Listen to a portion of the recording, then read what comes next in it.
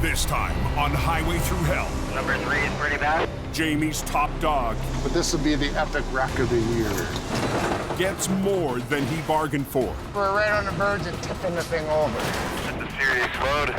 A colossal convoy That's pretty badass. trapped on the mountain Here goes nothing. tests a heavy rescue rookie Ready? and Go ahead. mission towing I'm not convinced it's gonna work. tackles a river monster. On the Highway Thru Hell, the last line of defense is a heavy rescue team ready to tackle any disaster.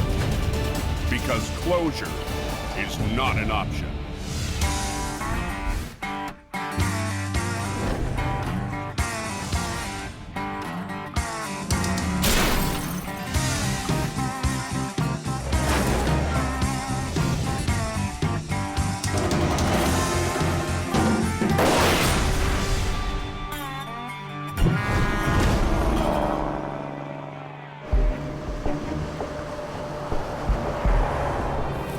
What's it doing up on top? Well, it's letting you know that spring's not here quite yet. A spring storm has hit the mountains near Hope, British Columbia. Anybody know what's going on with Highway 3? Probably a couple inches, but it's snowing all the way across the Sunday Summit. Jamie Davis towing. At 10 p.m., Scott Bird gets the call. Well, I was gonna go up to Coke and do some work up there, but I just got rerouted up Highway 3. Scott's dispatched in the biggest heavy wrecker in Jamie's fleet, HR 117. So number 3 is pretty bad. Instead of climbing the Coke, Scott turns east onto Highway 3. There's a truck in the ditch. Yeah, watch yourself up there. A customer of ours called, and one of their units is spun out up by Sunday Summit. Sunday Summit is the second highest point of elevation on the southern route, with 1,000-foot drop-offs beside the narrow road. It's skinny, it's windy, it's up, it's down. You gotta be on your game to play on this road. Highway 3 is not to be forgotten about. It has all the dangers of the Coquihalla and more. An hour into the drive, There's our guy. Scott gets his first look at the job. A Super B loaded with lumber that has slid off the road. I think it'll be a pretty easy job. It's a pull-up. I've done thousands of them. Get my line out, pull the guy out, kick him free. But the truck's driver knows it's worse than it looks. The road missed that way, and I just started sliding over into the ditch. The B-Train's tractor and its two trailers are leaning hard to one side. Truck's running and everything okay? Yeah. Okay, I'll pull some line out and we'll get this done. We'll be doing about 140,000 pound pull. By myself, I'll get her done. I can go to anything and deal with anything. Once that cable's tight, release your brakes. If you start going backwards, go back onto the brakes, okay? Okay. Yeah, watch yourself up there. You're gonna come up on a tow truck trying to pull a lumber truck out of the ditch. The highway is still open. I'm gonna try and see if he's gonna come out easy. Scott gets to work pulling on the front of the 60-ton Super B. Come on. But it's a struggle to get the tractor back onto the road. Come on. The fully loaded trailer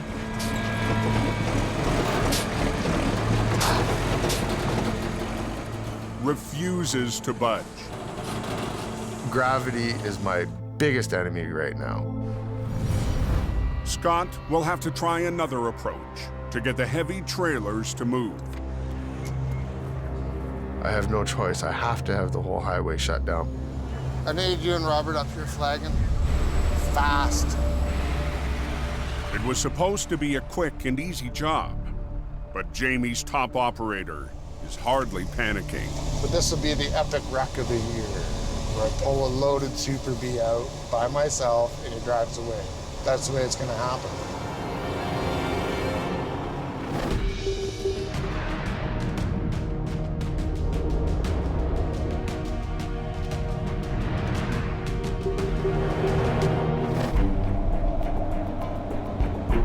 With Scott tied up on Highway 3, There's something blocking the snow shed. Jamie sends his newest driver up the coke. I just got a call to head out for a spun out 13-axle truck up on the smash. We're gonna go up there and give him a tug up the hill. Mike's gonna take a shot at this job. He's new here, but I'm confident he can get it done. Mike's behind the wheel of one of Jamie's smallest heavy wreckers, HR 66.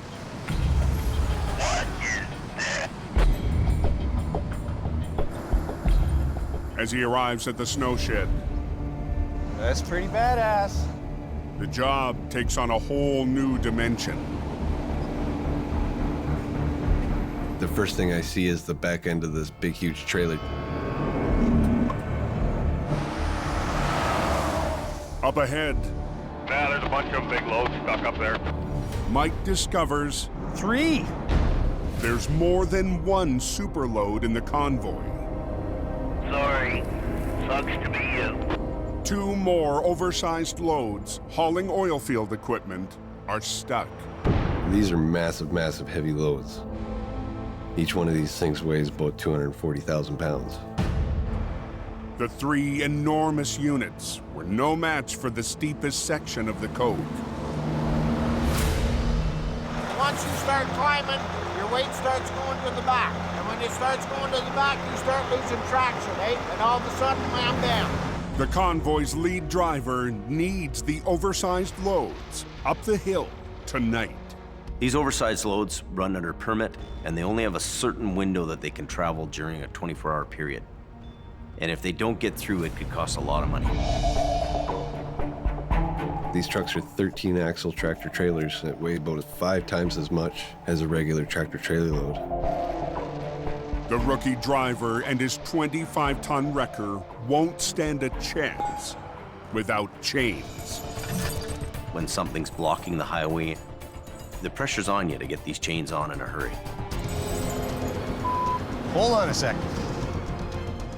It's a little bit of a fight to get them stuffed in there, but I'm flexible. I fit in here. I'm gonna get this done. Done. I'm gonna be at first. Okay. And I won't shift. We'll just crawl it up it. We'll crawl her to the top and hopefully we make her, right? That's right, sir. Okay. Hope nothing breaks. Chained up, Mike starts moving the first super load. Crawling up the Smasher's 8.5% incline.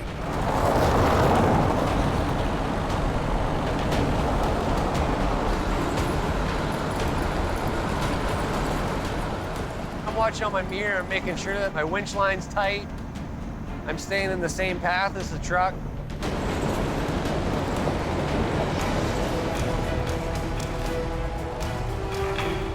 Every moment that we got these heavy loads blocking the road is potential for a bad accident and there's potential for lost freight time. Mike gets the first $250,000 load to the top of the hill.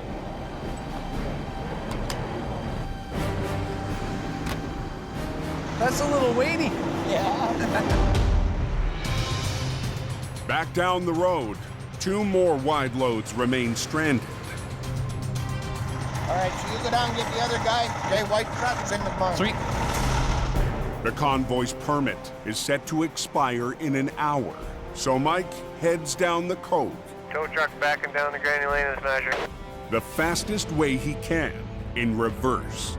It's super hard to see out your mirrors, and especially when you got headlights coming at you. Gotta be careful, driver.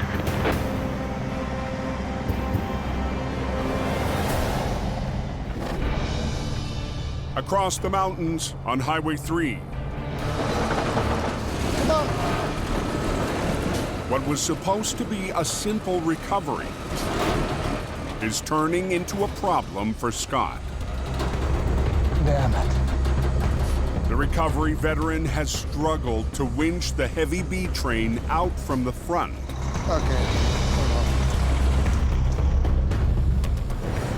Scott's called in flaggers Robert and Loretta to shut down the highway. You have to slow down to come around that curve, right? So I'll let you know when I get down there.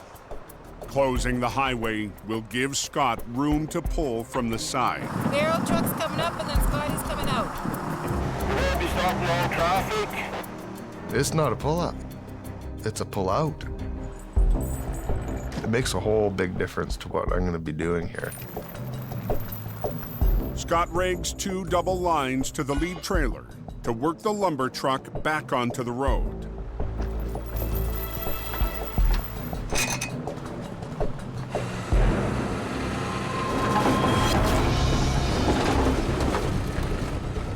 There's not a mark on this truck or trailer anywhere. The load's perfectly intact. So now the pressure's really on. With more than half the B train out of the ditch, Scott re-rigs for another attempt at pulling from the front.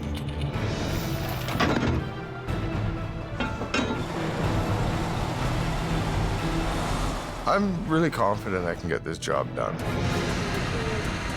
This will be the final pull. I'm thinking it's just going to be a walk in the park.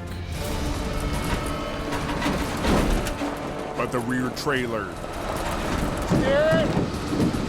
Steer! is putting up a fight.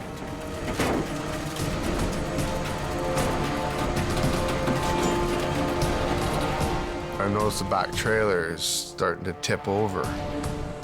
100,000 pounds of lumber threatens to spill. If the back trailer goes over, it's going to take the front trailer and it's going to take the truck over. And if I'm the guy that flips that thing over, I'm going to be kicking rocks down the road looking for a new job.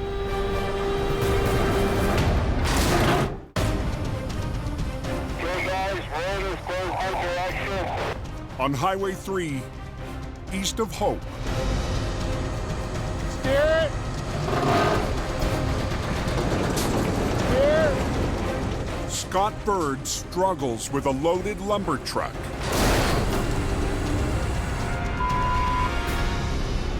Threatening to topple onto its side. Damn it.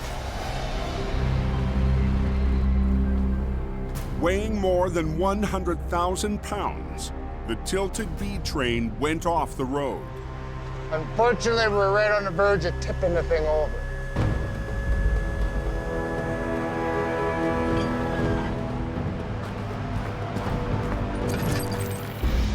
Sometimes they look easy and they're not quite as easy as they look. And it's right at a very crucial point right now that if I do the wrong thing, I'm gonna have a big problem. Working with only one truck, Scott repositions to try and break the back of the B train free.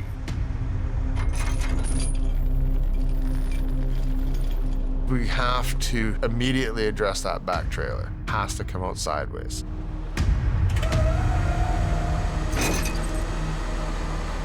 With a truck and a set of trailers and a load, it's nothing for $400,000 to be sitting there. So I don't want to screw it up.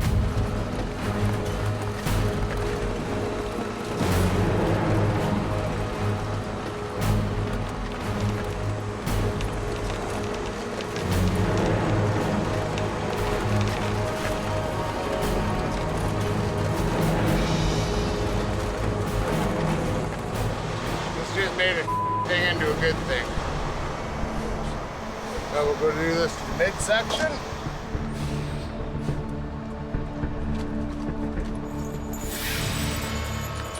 I'm gonna put it back on the road without a mark on it. That's the way it's gotta be done.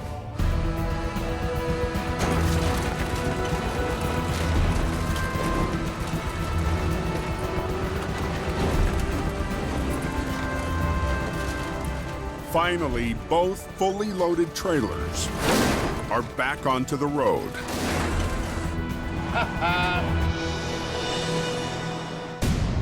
Hey, I have another problem. But at the front of the rig, So it won't start. It won't start? Nope. all the fuel has shifted into one of the tractor's 2 tanks.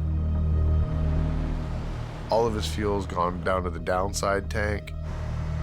The driver can't start the truck.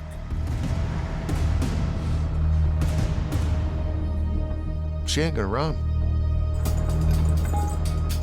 Now I have one more situation I gotta deal with before he can drive away.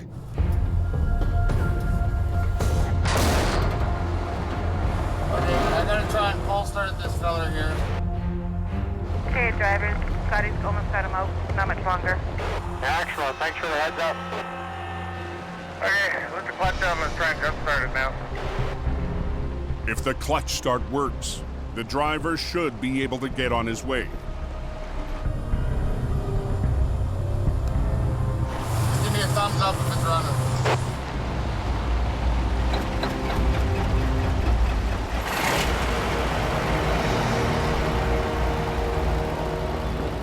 We'll pull over just up here and we'll cut you loose.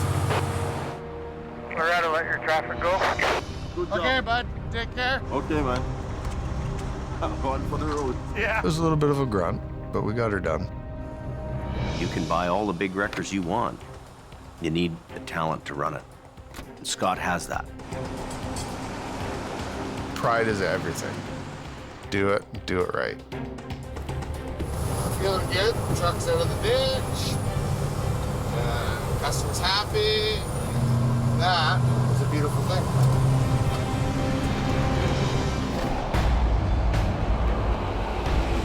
Back on the coke. Tow truck's backing down the granny lane of the Smasher. After getting an oversized load to the top of the Smasher, Mike Reynolds backs down to try and get the rest of the massive convoy moving. It's a little intense backing down the hill, especially when it's your first time.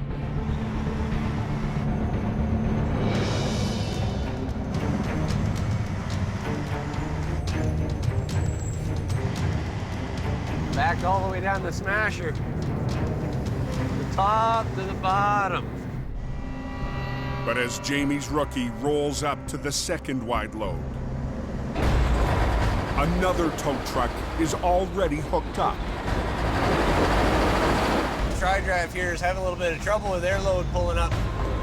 The wrecker struggles to haul the 240,000-pound unit up the steepest stretch of the coke.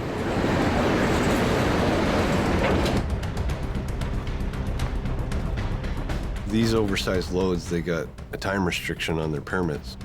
Yeah, I got 1 triple on. You gotta get this thing figured out pretty quick here.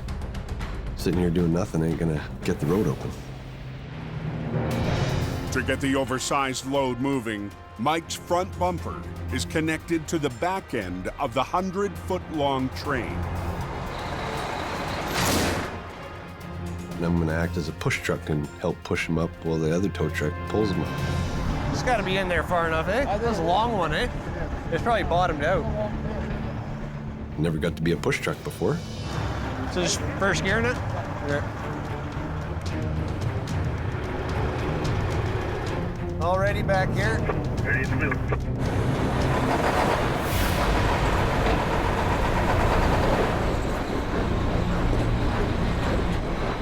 Even with Mike pushing and the other truck pulling, the load won't move. Tires are smoking away to pieces. Truck's jumping all over the place. This is being super hard on my truck. I'm just burning my tires and chains off back here, man. Not very good.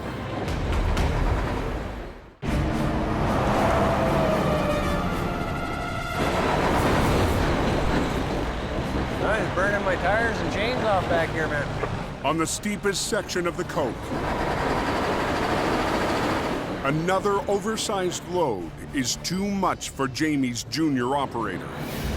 Tires are smoking away to pieces. Truck's jumping all over the place. With Mike pushing at the back and another truck pulling up front, The 250,000-pound unit won't budge. This is silly. We got to figure something else out. Closer inspection reveals the load's tractor has a broken axle. He weighs so much, we need the extra help from this tractor. When his tires don't roll, it ain't helping us at all. This second guy's needing a tow job now. The damaged cab is towed away. They're gonna take the tractor off the first unit that I pulled up the hill and bring him down here and hook him up. Leaving Mike and the convoy's lead driver to take on the 240,000-pound load. It weighs over 4 times as much as HR-66 does. I'm gonna put it in bull low and 90 under. Start under this, I just got bull low. Okay. Played on cards and lost. So here we are.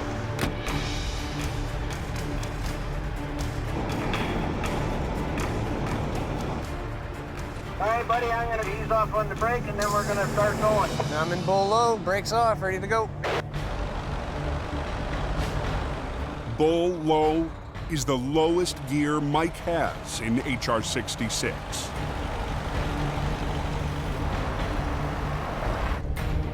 This is just me pushing now. With no tow truck up at the front. It's really, really tough to get traction, and it's really easy to spin my tires. It's a little bit of a chewy fight, but we're gonna deal with it and get this job done.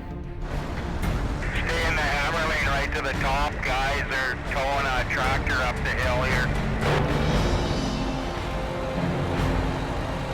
Here you slowed. Okay there, Mike, we're gonna slow it right down and then we'll come to a stop there, okay? It's the second heavyweight load of the 3-part convoy. I'm in neutral. Mike's helped up the Smasher tonight. A little bit of teamwork. But there's still one more unit to rescue.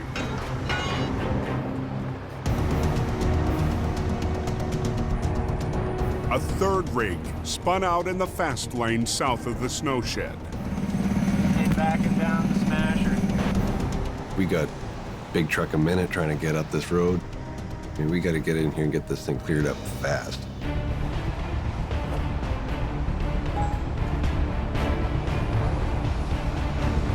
Just got to get through this last one. There goes nothing. We gotta go right because we're gonna have all those trucks behind us spinning out. With more than 100 feet of oil field equipment in his rearview mirror, Mike crawls through the shed towards the finish line. We're almost done. We're almost out of here. Gotta earn my stripes here. This might be in the top heavy load department.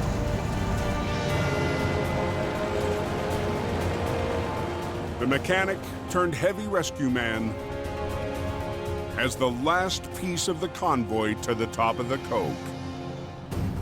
No small feat for the junior operator. We hauled up about 720,000 pounds of iron tonight.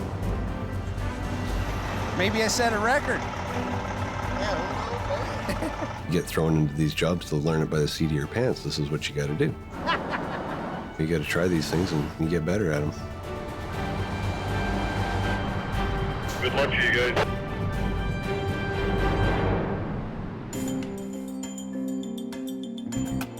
Done and done. Mike pulled off a huge night, and I think he holds the record for the heaviest load pulled up the coke. Yeah, you gotta be a warrior to do that hill, man. It's not for the faint of heart, right? No, that's right. But good job, though. That's really good. Thank you. Yep. Okay, all right, I gotta get back to my paperwork, buddy.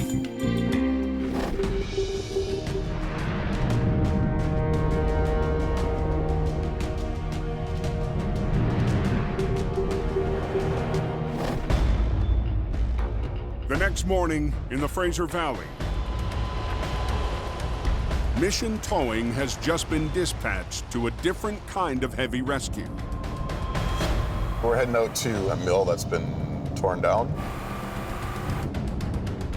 Jordy DePerrin and a 30-ton wrecker are heading down to the docks of the Fraser River.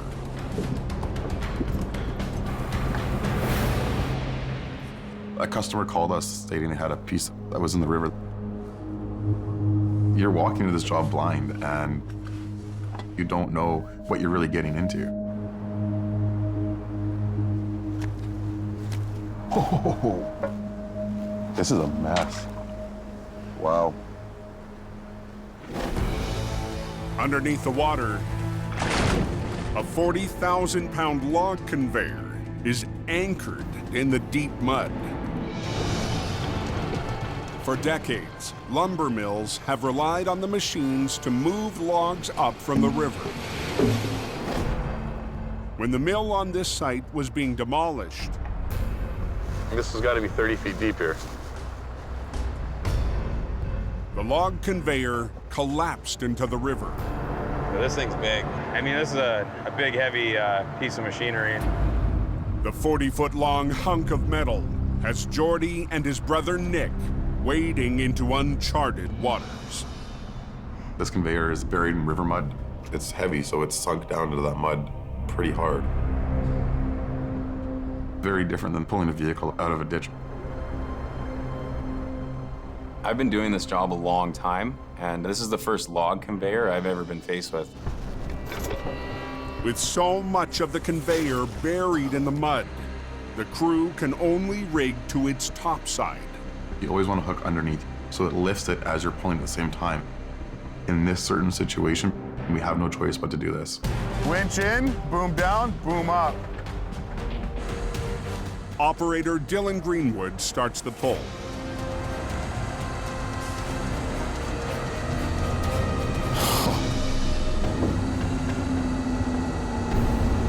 He didn't budge it.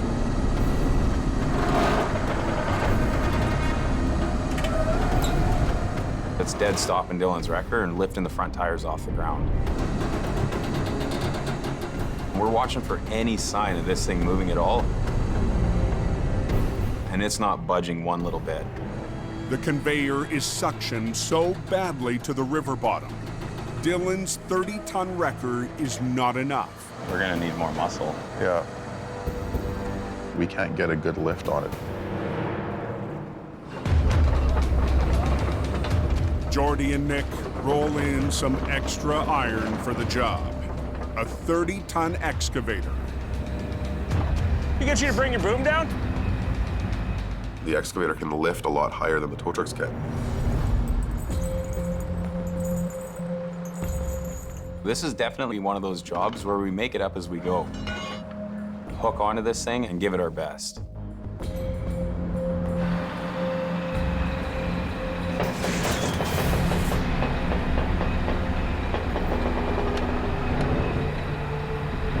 Okay, ready? Go ahead.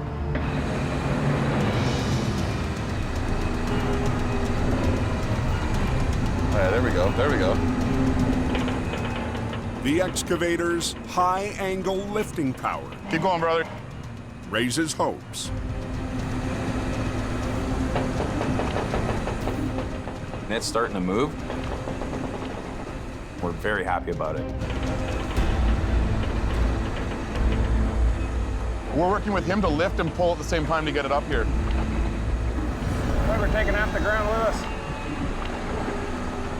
But as the 40,000-pound relic finally starts to rise, Like pulling a boat anchor out, eh? it begins to plow up another obstacle. The resistance that we're trying to overcome is overcoming us right now.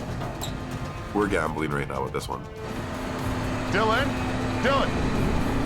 Stop, stop. No, no, no, no. In the valley, on the banks of the Fraser River, Load it up. Mission Towing tries to pry 40,000 pounds of dead weight out of the mud. This thing's just a big hunk of metal. It doesn't have any wheels on it. It's not gonna roll. It's gonna fight us the entire way.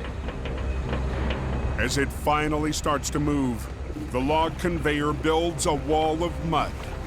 pushing the limits of an excavator and a 30-ton wrecker. Dylan?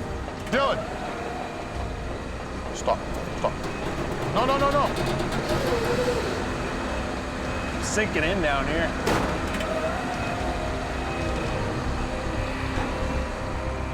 We're not moving this. This recovery is defeating us. Jordy and Nick need more muscle. Mission Towing's 35-ton wrecker and driver Neil Wakefield.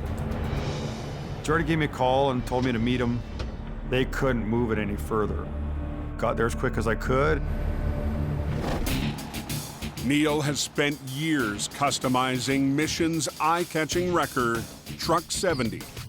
That truck is my whole world. I am constantly working on it, painting it, rewiring it, polishing it. It's my baby. He's even poured thousands of dollars of his own money into its chrome and gleam. I don't have any other bad habits. I don't smoke or drink, so what am I going to spend money on? Now Neil and the 35-ton wrecker will try to turn the tide on the Riverside recovery. Welcome to the party, Neil.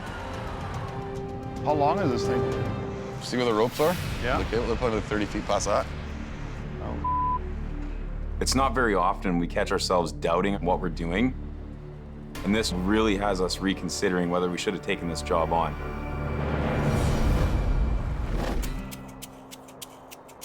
In hope, Here, take this to E and ask her where she puts all those. Jamie's at his yard, Sherry? behind a desk, for his least favorite task. Trying to pay the bills, that's where it's at. So we're gonna do that right now. Do you want me to get that? But out front, his stepson, Brandon, has a new role. Jamie Davis Towing. 6. You're in the wrong gear. Brandon's been working for Jamie since he was 16. Whenever I head up to a wreck, I'm always kind of a bit worried because I've had so many close calls with getting hit. Get over! What?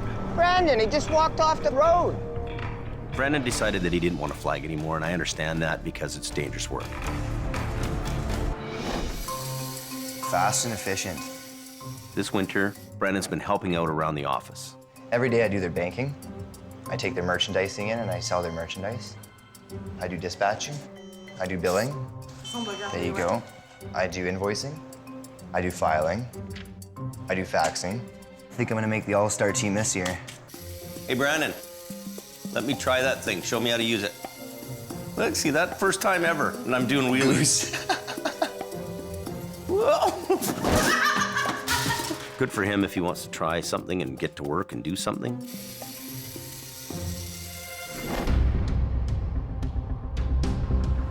At the river, Are we gonna do 2 into 1 or are we gonna do 4 lines?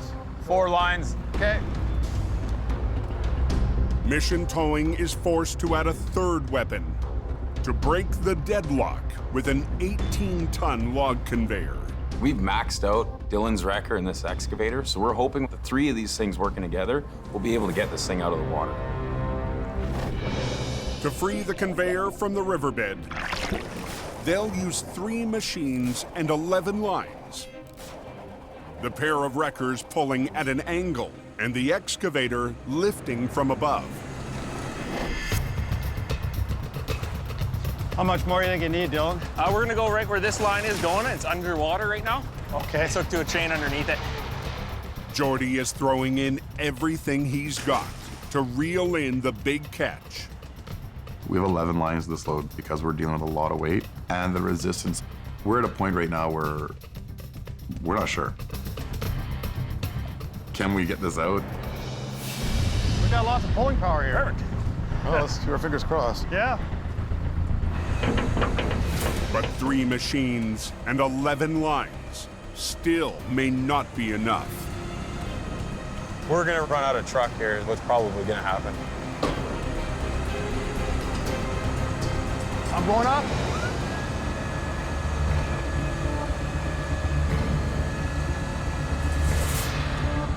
There's nothing worse than walking away from a job. We need to pull it out. This is the moment of truth right here. If it's gonna work, we'll find out right now. Okay, ready? Go ahead.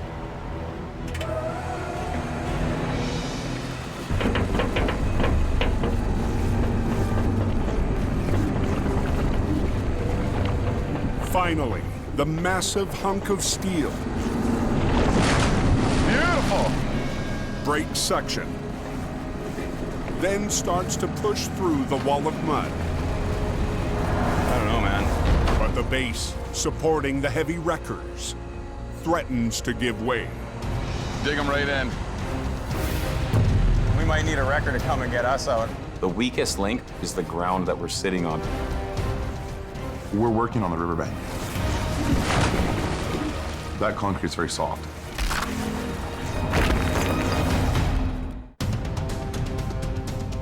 On the banks of the Fraser River. I don't know, man. I'm not convinced it's gonna work. Mission Towing is losing ground. Stop! Fighting to reel in a 40-foot catch. It was moving. So are we. Dig them right in. Okay, ready? Go ahead.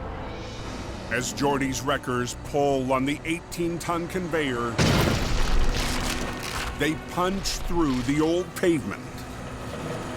Keep going, brother. There we go. But with 2 trucks, 1 excavator, and 11 lines on the job, Geordie's crew makes a breakthrough. Sweet. And all of a sudden, it just sort of jumped.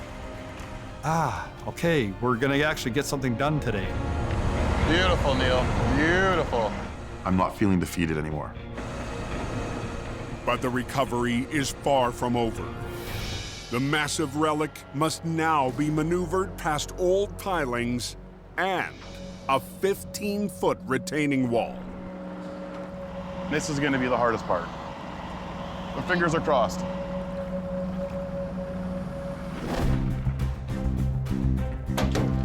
Back in hope, Grab one end of that. Jamie loads up for a trip he's been looking forward to for weeks. Lots to do today. The parts loaded in the back of the truck are for a new addition to Jamie's fleet. We've sold a rotator. I need a couple of more paid-for trucks that are refurbished just to kind of back everything up. Big important project for me is to get Mighty Mo on the road.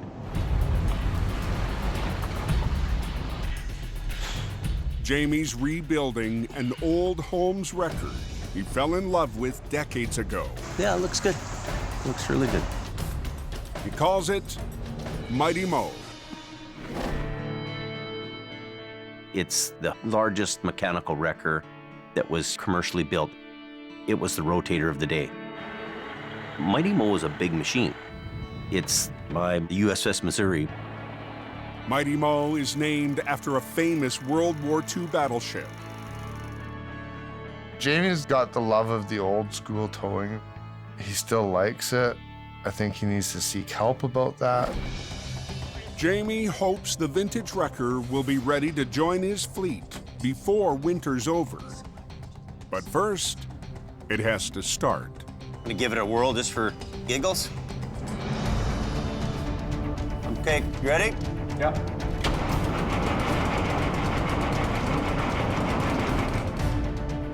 It's old school, cool kind of truck. Is it pumping up, Jamie? There's no electronics, there's no onboard scales. It's all manual labor.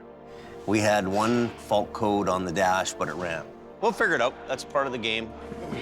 I can't wait to take Mighty Mo out and do some recoveries in the snow.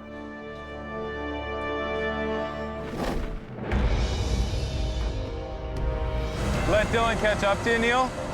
At the Riverside Recovery, Mission Towing has spent the last 7 hours in a tug of war. Pulling me up.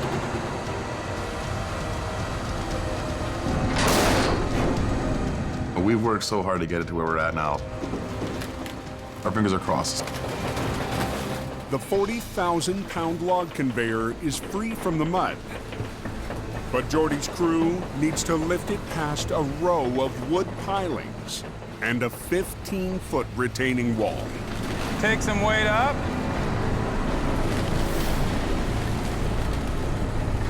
Is it gonna get hung up on them? Is it gonna get caught on them?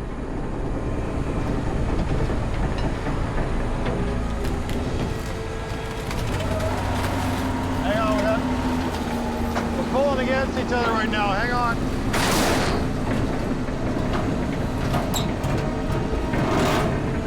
We're at the crucial part of the recovery. This is the do or die stage. There we go.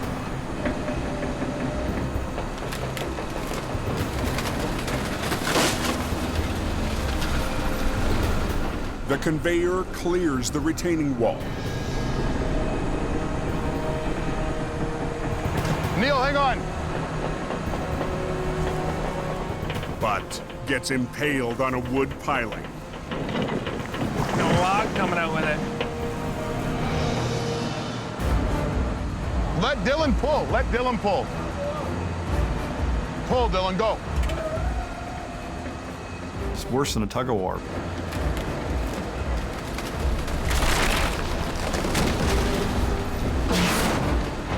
It just doesn't want to move. The only play Jordy has left They ripped these frickin' things right out. Who cares? Yeah. is to try and tear the conveyor free.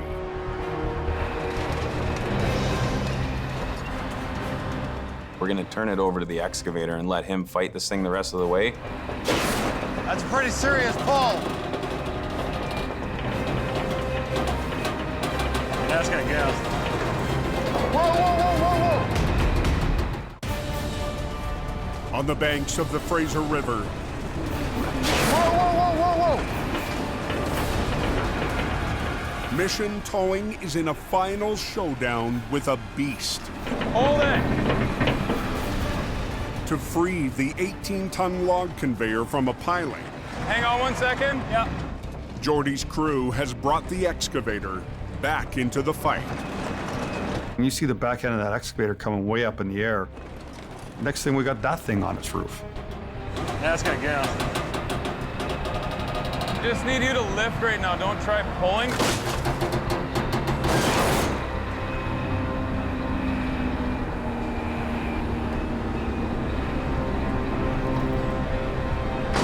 There we go. Go. Oh, yeah. Finally, after 10 hours, the conveyor scrapes up the bank. Good, I'm gonna have to call you back, okay, honey? Daddy's finishing the job. And Jordy gets a reminder of his most important appointment of the day. I got a hockey game to make. I need to leave in a hurry because I'm on my way to my son's hockey game. Okay, I'm gonna go. Good job, buddy. See you later. Thanks, Dylan. Hey, big brother. Later, dude. Good Nice job. We love a challenge, and we love to do something that people say cannot be done.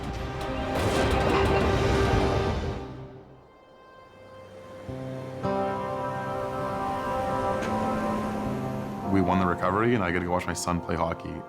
It's a win-win for everybody. That boy, push through, push through. All your stress from work goes away when you come to the hockey rink and watch your son play. That's why we do what we do for our kids, right? It's a big part of our life. Stay on it, Dave. Stay on it. Stay on it. Stay on it. Come here. I have 3 beautiful children. My son, who's 10. Hey. What's up, buddy? I have a daughter who's 6 and another daughter who is 19 months. My children will be the 5th generation to mission towing. I'm very excited for that. Okay, let's go. Jordy is not alone. I got Junior with me here tonight. That's the life of a towing family.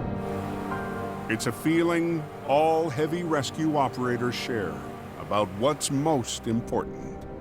What you deal with every day makes you realize that life is short, life is precious. The value is really the small things in life.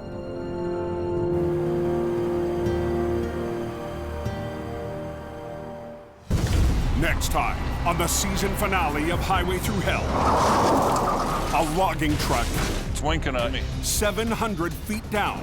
Saying, come get me. Becomes Al's steepest mountain recovery. A fiery crash has heavy rescue Keep going. battling to clear the canyon. And as winter wraps, Jamie cranks it up for next season.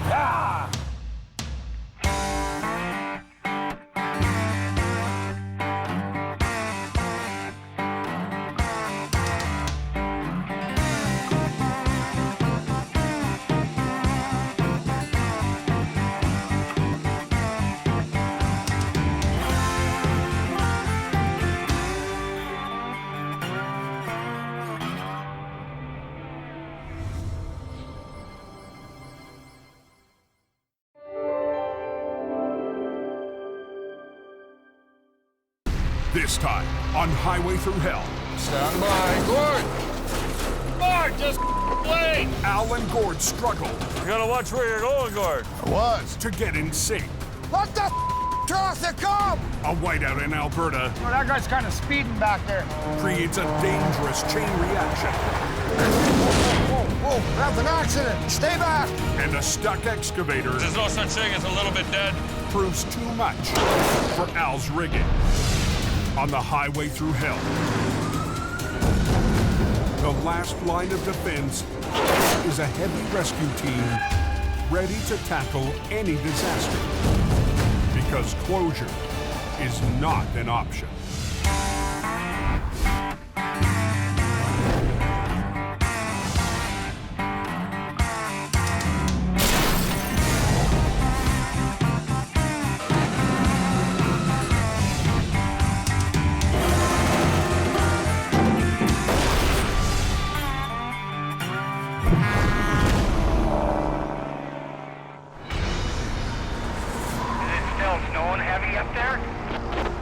Pretty good, yeah. The weather's moving so fast, it seems, right now.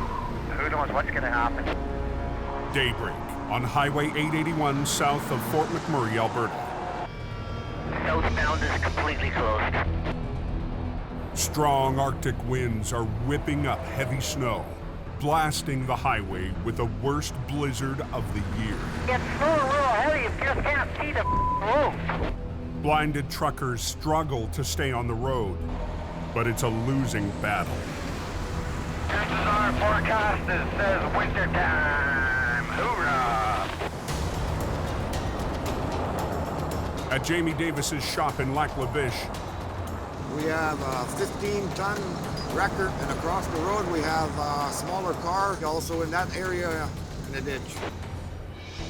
temp operator Randy Jackknife answers the call.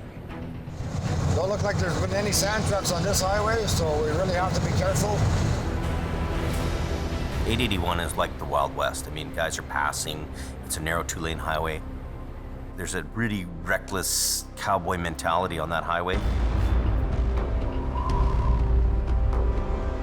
It's just before noon when Randy arrives on scene, 90 miles north.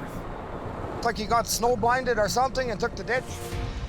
A crane truck lost control and plowed off the highway into deep, heavy snow. Let me look at it. Dispatch told me it was a 15-ton crane. He was no 15-ton crane. That was a 31-ton beast. Yeah, I'll run my sling around there, and I'll run my cables out to you. There'll be a sling pull. It's not gonna be just a solid chain or a cable pull. As you can kind of see, 2.5 feet right here in the front. There's gonna be a pull because I'm gonna be pulling the snow as I go. So it's gonna be a kind of a challenge. A challenge that Randy needs to tackle fast. The crane is due at an urgent repair job. Dad, stop him! Randy will have to shut down the northbound lane so we can work safely. We'll get you out, buddy. Get you to hold on to that. Just hang on there 1 sec. I'm only a 25-ton wrecker. That truck was 31-ton. So do the math. But Randy is hoping the math might just add up if the crane truck driver can supply some power. Here we go.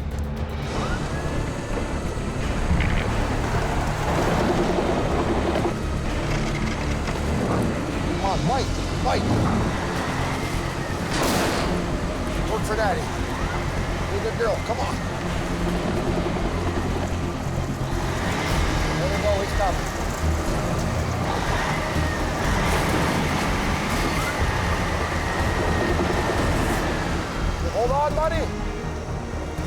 reposition my truck, get a better straight at it, pull at it. Randy's got more than just the recovery to worry about. Let him through! Visibility is getting worse by the minute, and that's creating a new risk. Even with traffic control in place right away at the accident scene, if people aren't paying attention, they roll up on an accident scene, they come around a corner, they see a car parked in the middle of the lane or a truck, slam into the back of it. Okay, Dan, stop him, stop him. It don't take long to get another accident happening. Things happen fast on that highway because people do not slow down. I probably got a mile of traffic on that side backed up already. And you can see visibility is getting more treacherous out here. There's absolutely nothing. Gotta have your game on here, man. Holy hammer down. I'm gonna reposition my truck now. Gotta make it fast so I don't want to get traffic jammed up.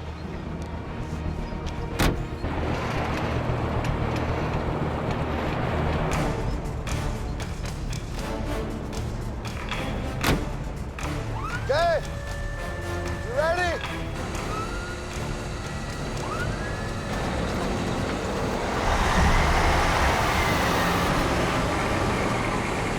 She's coming. I see success coming. Randy coaxes the 30-ton truck to the shoulder. Come on, baby. Don't let me down. Sliding back over into the ditch. But his 25-ton record is struggling to winch it over the lip and onto the road. I need to get him off, and I need to go to assess the problem over there, let traffic continue to go. Hey, hey! Pay attention! Slow down, pay attention, quit taking pictures! And the combination of high speeds and low visibility has Randy on edge. Got to deal with other people too, eh? And that's not good to have somebody doing like that. Look at that trucker. There's a ditch over there on the right-hand side.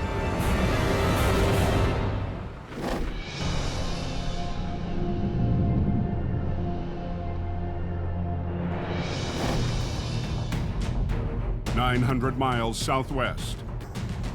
That's a bit of a temperature change.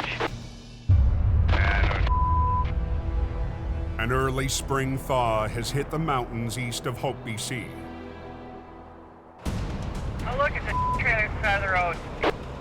But at Sunday Summit on Highway 3, Al and Gord from Quiring Towing are facing a messy recovery. We got a trailer laying on its side full of mushroom compost. Basically decomposing vegetable matter, rotting grass. Check out the drop. I mean, look at how lucky this guy was. Windy corners, steep hills. It's prime towing country, that's for sure. Man. The semi, fully loaded with compost, lost control on a sharp curve and smashed into a barrier.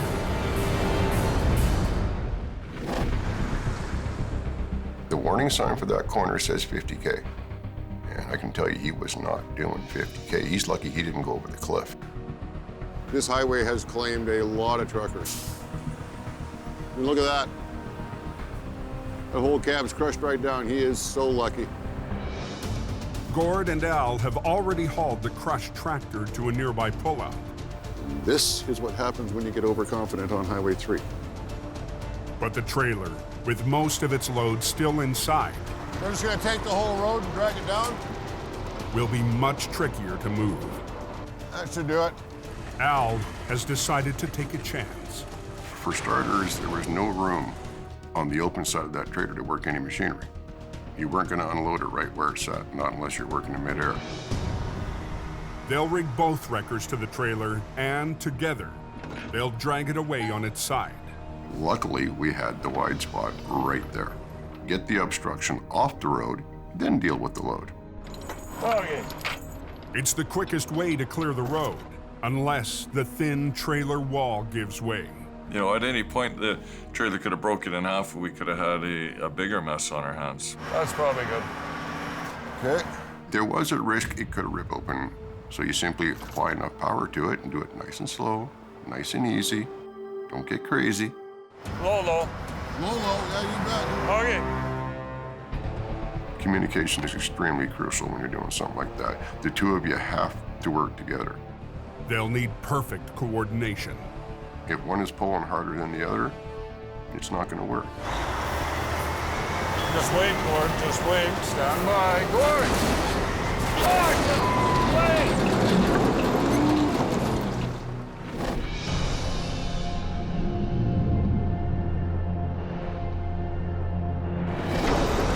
Sliding back over into the ditch.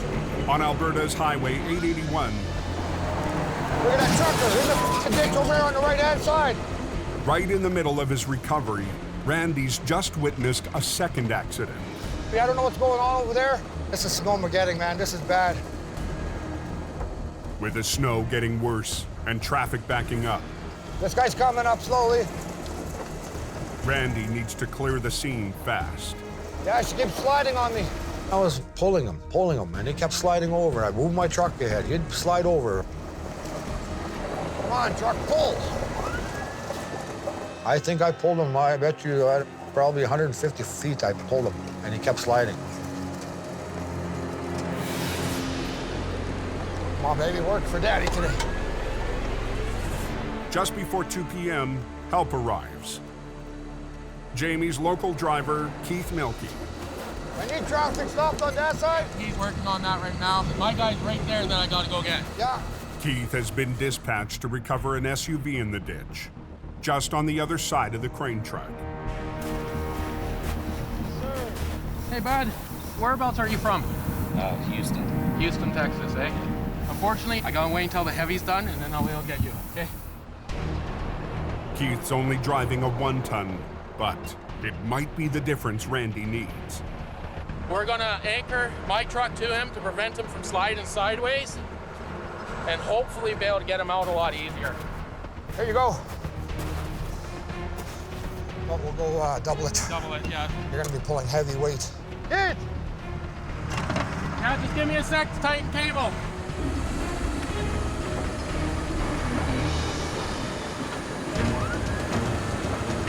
Now watch yourself now. We're gonna give him a pull.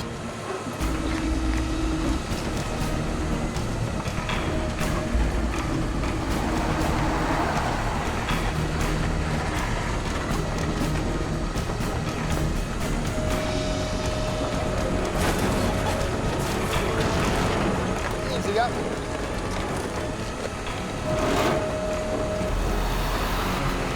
It's coming, looking good.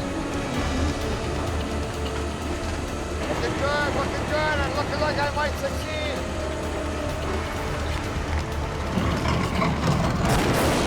Yeah! That worked out better than I thought we would, bud. Clear the bomb. It's all about team effort.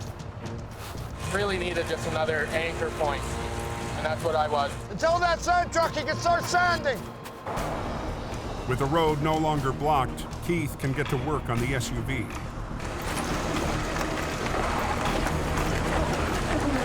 How's the brake? See if you can drive forward, bud. This guy's on his way. No harm, no foul. Hopefully there'll be no more wrecks today. Look it, we were here for 5 minutes and all of a sudden we got 300 vehicles, eh? But the backlog still stretches far off into the whiteout. Well, that guy's kind of speeding back there.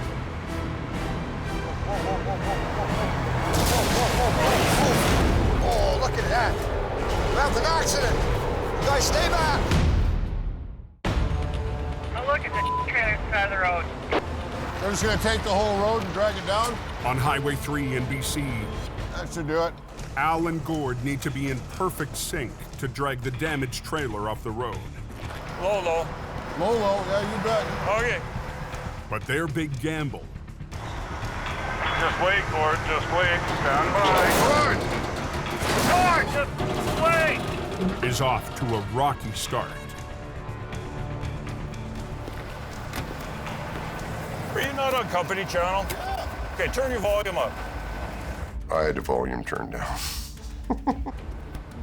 When you're distracted, little steps get left out, and whether it was just a mistake of not double checking, it worked out. Funny thing about radios, they work better when they're turned up. I'll get to it. With radio contact restored, Al and Gord try again, hoping the trailer stays on the road. With the general slope of the road as we're pulling, it would have tobogganed down off the side of the road. Gord was actually pulling it, and I was actually holding the trailer.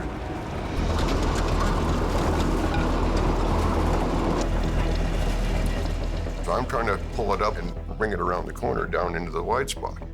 There were vehicles parked in my way, so I was trying to get them out of the way while we're pulling it up. I was trying to watch 3 or 4 different directions at the same time.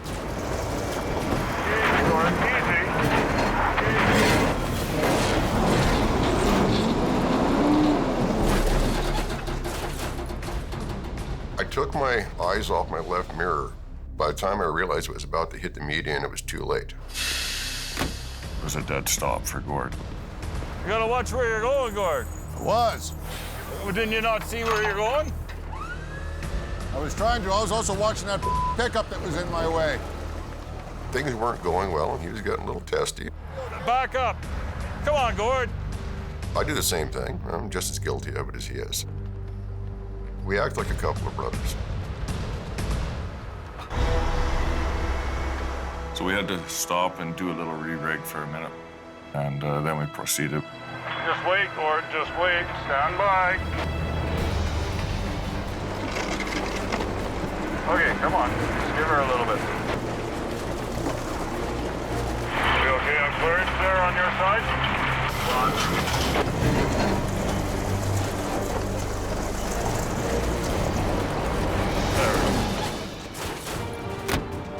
Okay, highway's open. Now that we got it off the road, we simply get the small machines in here and get it unloaded, and then we'll flip it over onto its wheels and take it back. We're just gonna pick it up to oscillate the trailer. It's a big word for a tow truck guy. The trailer was kind of a U shape and had some sweet stuff in the middle. Taco roll seemed to be suitable for it. We're gonna do a taco roll. It's a little bit different than the old jelly roll. 2 wreckers, 1 wrecker at the back end, 1 wrecker at the front end, picked the trailer straight off the ground and rotated in the air. See if you can let the other side down.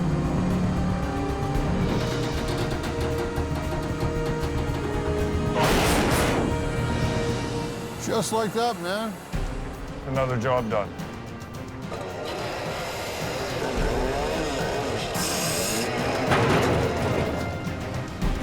We came, we conquered, we cleaned up, and we're taking home trophies. From the time we were there to the time we actually had the road open, I think was less than an hour. The RCMP was ecstatic that the road was cleared and opened again in record time.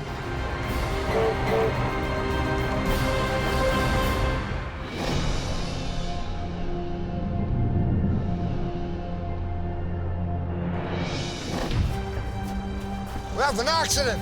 Somebody got rear-ended. On Alberta's Highway 881, Randy's big fear has come true. I call 911 and get location. Get an ambulance out here. In the whiteout conditions, one semi has violently rear-ended another. The second chain reaction so far. Company truck hit a company truck. You guys, stay back. Where's the driver of that truck? I'm just getting on scene. Are you the driver? You hurt anywhere? You're sure? When a semi hits somebody, man, that is an impact. Parts on the road all over. I have a chaos happening and I need backup. Okay, thank you very much. Hold on there, buddy. The road is closed at the moment. When visibility is a tough thing out there, you know, the drivers who are coming along are actually having a hard time seeing the flaggers, seeing the flagging signs, and seeing taillights of other motorists. So very, very real that another collision can take place. I want to assess this side of the highway first and get everybody safe over here. Put all your flashers on, all your lights. The highway's closed for now. And just kind of stay in the vehicle. Don't get out. Randy's priority, Hey! keep the traffic backup as short as possible and prevent another crash. Let the traffic come! Told Dan, the other flagger, when you figure you got 15 vehicles, let them through I will let this guy know over here, same thing. I got traffic flowing here again through Randy, and hopefully we'll get this cleared up. But some drivers refuse to slow down. This is a serious situation. Slow down!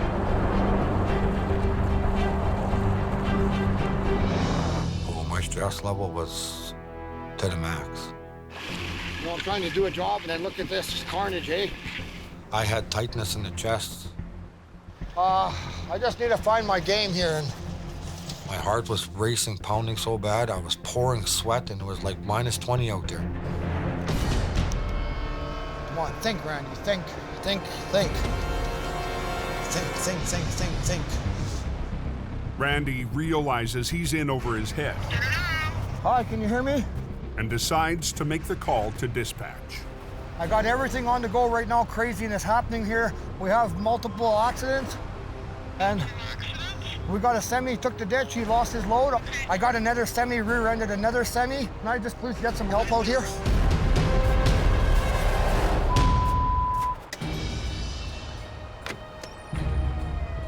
Here comes the cops.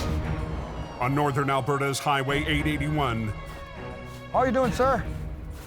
Randy's call for help has been answered. I'm glad you're here on scene with me now. We can kind of work together.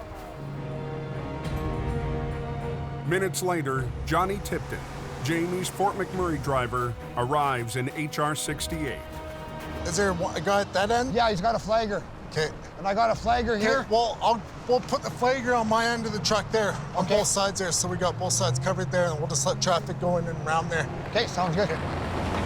After the additional accidents, and with weather getting worse, Randy needs all the help he can get. There was 4 cars across the whole road and left me no place to go. Johnny gets to work on the heaviest job. You call this thing? Planetary gear. Planetary gear. For a big heavy hauler. The Planetary gear is part of the drivetrain on a heavy hauler, the biggest dump truck in the world, and the engine of the oil patch.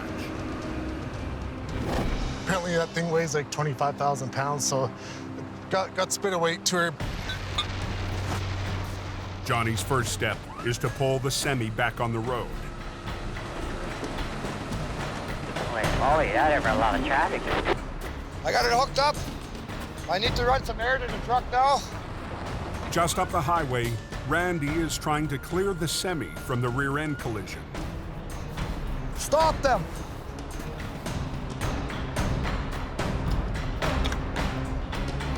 It's good to go.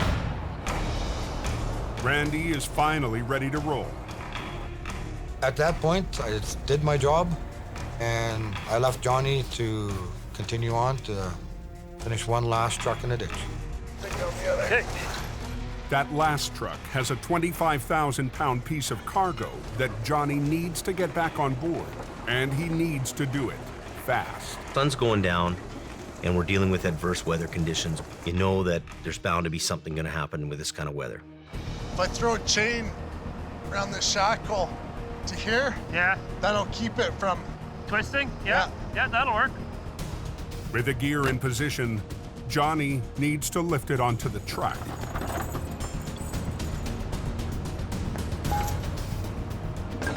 Now, hopefully we lift it up, it'll stay like this, and I can just back under it. So close.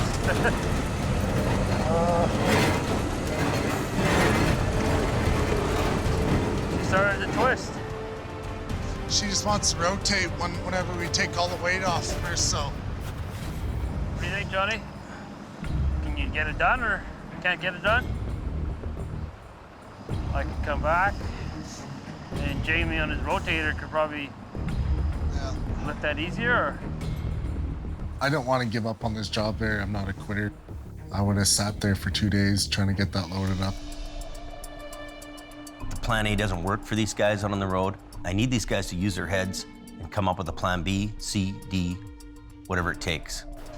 And local driver Keith might have an answer. I got my little wrecker here, so you can use my little wrecker to help spin you sideways. Yeah, I think that's our Okay. I'll get Dan to get back out here to play.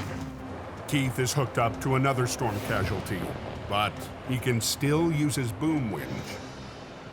This thing weighs probably more than my truck. So I'm just double lining my load so that way I don't break anything. And we need to get in an exact position so none of us are in the crossfire.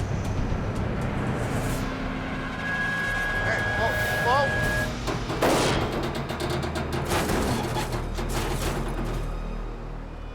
The small wrecker holds the gear straight. All right, you want me to start backing up, or? Yeah. Okay, backing up. But the last step will require the most precision. Whoa. Lining up the gear Almost there. and easing it into place. Just gonna use the little truck there, slide that bracket up there, then get it settled in there. Then after, we'll winch it back up over the axles there. Do you just want me to pull forward a bit? Yeah. Keith needs to unhook to pull the stand back in place. Okay, winch her in. But that will leave the gear itself at risk of swinging back out of line. Are we good? We good? Yeah. Can you boom it out, because it's catching the lip there? Okay. You need to have it come my way like 1-2 inches. It's coming. I want to go home real bad.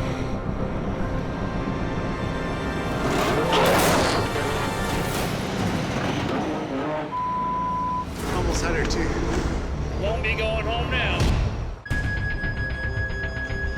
Coming. Night is falling on Alberta's Highway 881. I want to go home real bad.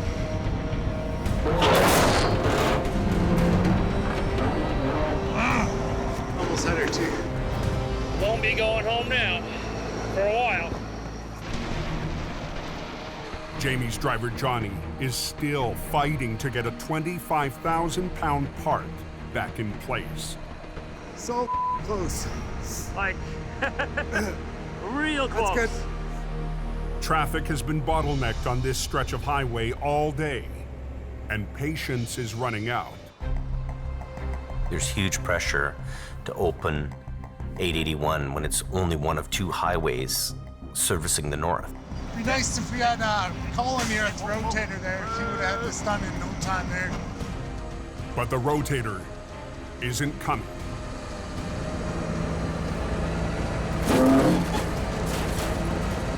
With Johnny unable to get the gear at the perfect angle, they try to move the stand instead. Oh yeah! There we go. Have some money shot, buddy.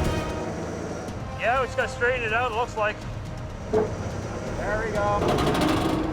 A long day of chaos is finally coming to an end. Johnny is my warrior. Come hell or high water, he gets her done. Okay. She's a bitch, but we got her. Randy, John, and Keith really do a great job. They work their butts off to get this highway open. Everything is brutal out there in those conditions. And for them to, soldier on and get that work done, really a huge deal for us. Johnny, you don't want to leave, do you? Hey? Don't you want to stay? Let's just push her off the deck again. Let's do it again. Let's get more practice at it. Yeah. Yeah. All right, bye. See you later. Have fun. Southbound starting to roll yet? Southbound rolling! Rolling!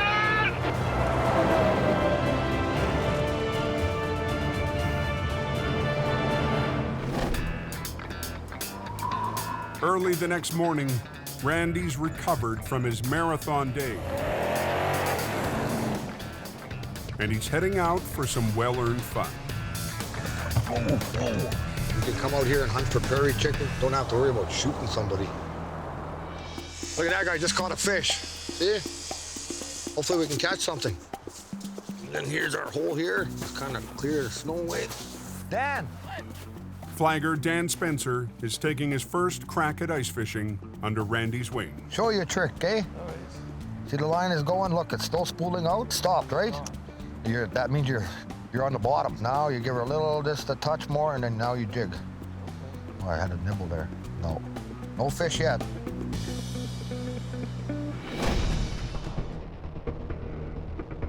Back in BC, the spring weather is keeping things quiet on the mountain. A little warm out today. But Mission Towing's lead driver, Neil Wakefield, is heading out to an unusual call in the Fraser Valley. Got a RCMP call that there's a car submerged underwater in a culvert. But we've only got a short period of time. We're looking at about an hour, hour and a half before we run out of daylight. You're gonna use one truck, Neil? Neil's boss, Jordy DePerrin, is busy on another job. Neil is kind of my right-hand man. Neil's the guy I kind of lean on if I'm not here, if I need something done. You're done. Good job.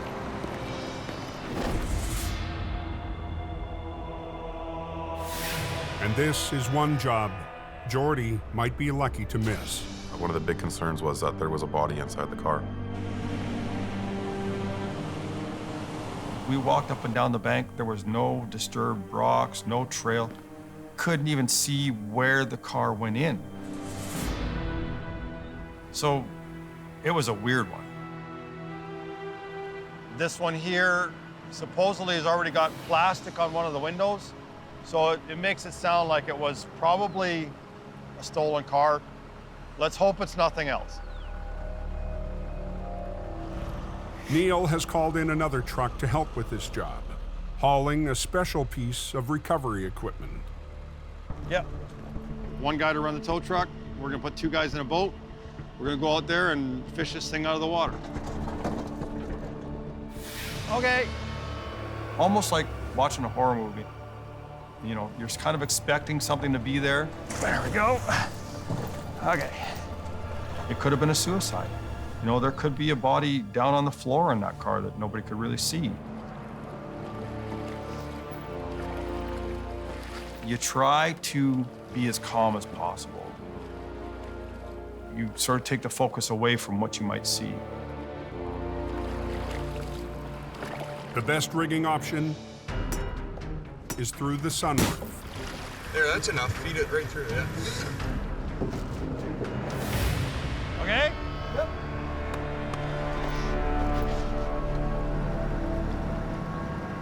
Okay, so we're good now. We just have to pull this thing up.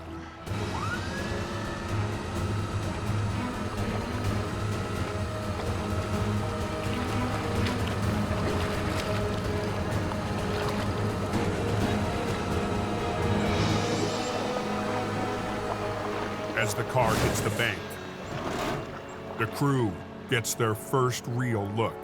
You see in there okay?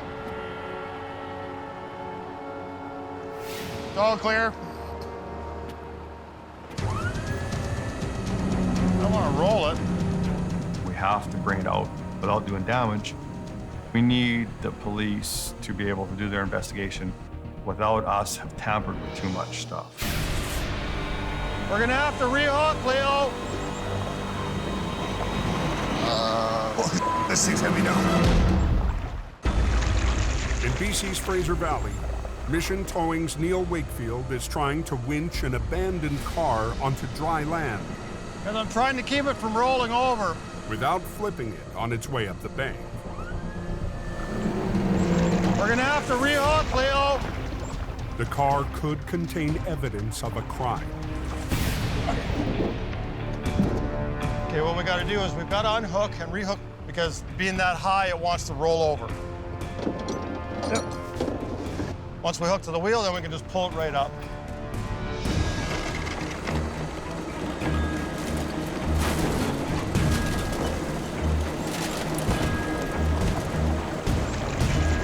Can you let the water out of it? What they've done is they've run the chain through the strongest point on the car, and now we just pull it up on its own wheels.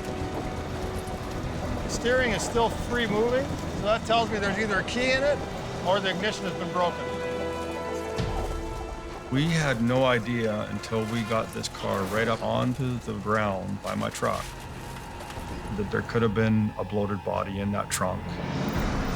Keys are in the ignition. Once we got the car secured up on the road, the officer went through the car and gave the police officer the keys. Okay.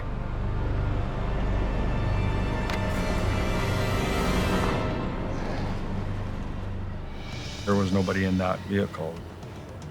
That trunk could have popped open and scared the hell out of us, but it didn't. The car was stolen out of Abbotsford, we found out. It's always a relief when you finish a job where there's nothing to upset you or make you think, because you can go on for hours thinking about what you saw.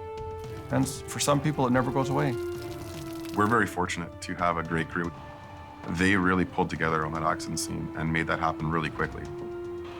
You know, our crew is what really did it for us on that job and did it for me. You know, they made me shine.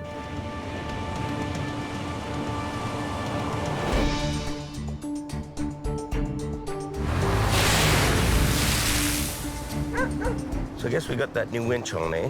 Yeah, it is. The next day at Jamie's yard in Hope, school is in session. Okay, so it's an 8,000-pound winch, right? 8,000 pounds, yeah. Robert, Jamie's new head of traffic control, has been busy patrolling the Coke for wrecks. Oh, it's the first one to go up with the Tundra. It's a good truck, and seems like I always find them first. These are things that you think about when you're winching, right? So he's a go-getter, and he's willing to work, and he doesn't give me no attitude. He just gets out there and gets it done. Even a close call. Stop! Stop! With a runaway semi. Couldn't stop Robert from doing his job. Yeah, it kind of looks shaken up, but that's not going to stop me. So Jamie's decided to give him more responsibility and a new tool. One of the reasons we wanted to put a winch on this truck is because you're up the Coke and you're doing all kinds of different jobs. So winching would make this truck more money, right? Mm-hmm. So you do your flagging, service calls, unlocks, boosts, tire changes, and now we can do winching. He's got the tenacity to make it go and to keep going. And if you don't have tenacity, you're not going to make it in this business. When you're going to roll something over, you want your winch line to be centered to the middle of it. So you have to jockey this thing around a little bit and get in there, okay? Okay. Yep. So put your parking brake on, because you're going to need all the hold back you can get. Both these pillars are strong, and we'll hook into there, okay? Put the snatch block in here. Right? Okay. So let's try it now. Okay, hold it. That makes it a little easier on your winch, right? So this snatch block is your best friend. Let's give it a try. Let's flip it right over now. Just flip it right over. See how the winch is loving it? Holy Isn't that something? And as soon as it flips over, I stop, right? As soon as it flips over, it'll come on its own and you just let go.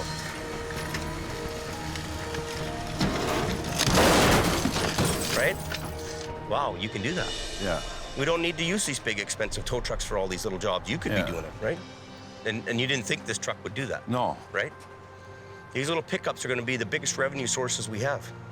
Look after her. She's a brand new winch. Okay then, my friend. Okay. See you next, boss. Yep.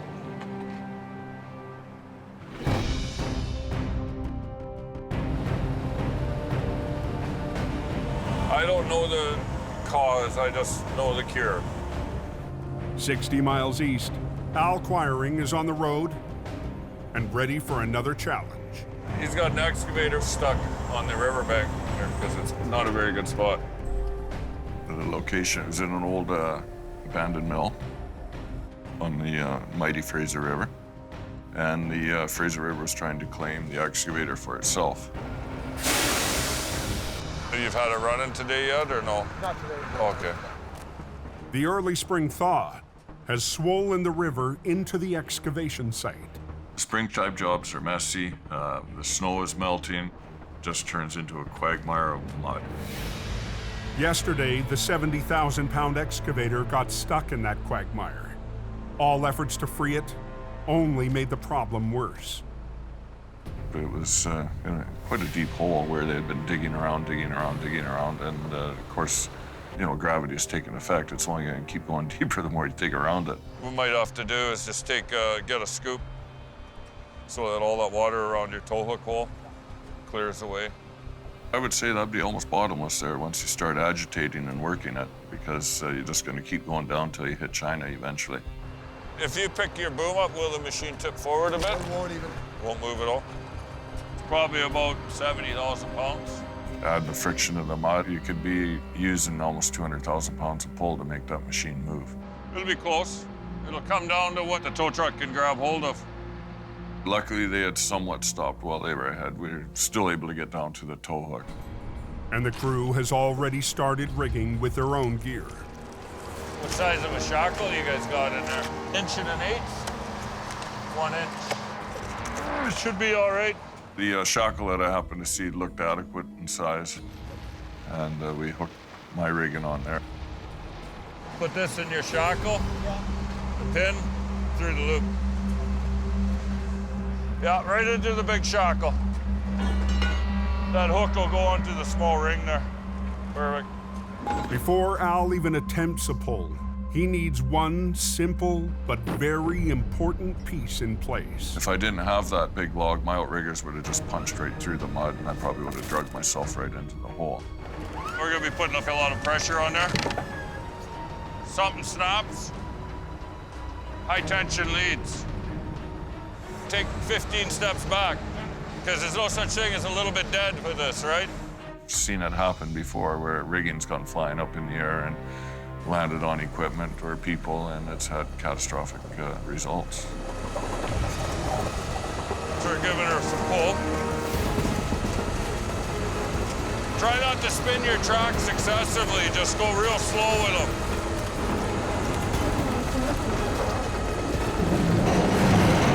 That doesn't sound good.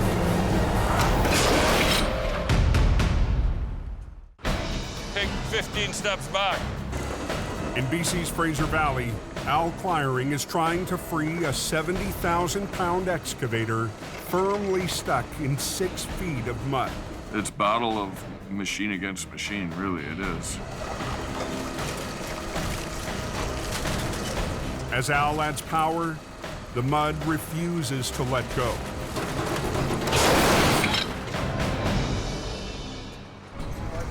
Love the little one. Just dig down and we'll get rid of the little. The excavation crew's shackle wasn't up to the job. So that's why I don't like using other people's rigging. You know, it could be, say, a 25-ton shackle, but in its lifetime, it's had forces upwards of 150 tons maybe put against it. If it didn't break, it surely could break. Al re-rigs, and this time he's using his own equipment. I'll go get 2 more shackles. You can come out of there. We're done in there now. There's suction there, and of course, you know, your feet sink in. You can be up to your knee, and then you're fighting because there's nothing else to lift yourself up with. So it can turn into a hog wrestle. Rigging his line through a snatch block will double the pulling power, but Al's not stopping there. Flip the blocker on. The work crew's second excavator will back him up. First, they've got to jar the excavator loose from the grip of the mud. Because the tow truck is working, vibrating, that vibration transcends down the cable, and it'll start, you know, basically kind of shaking the machine. You might not see that harmonics. And with the force, it's going to slowly release the suction, and once you break free of that suction, now you can start pulling. Al still has to get 70,000 pounds up a steep slope. Sometimes you have to get the front tires of the tow truck up in the air and give it 5 or 10 minutes, and you'll see it slowly start coming down, and just pull on her some more.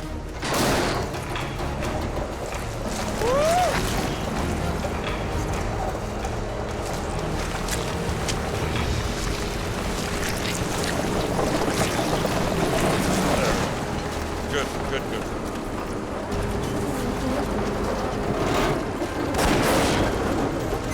Slow on the tracks, slow.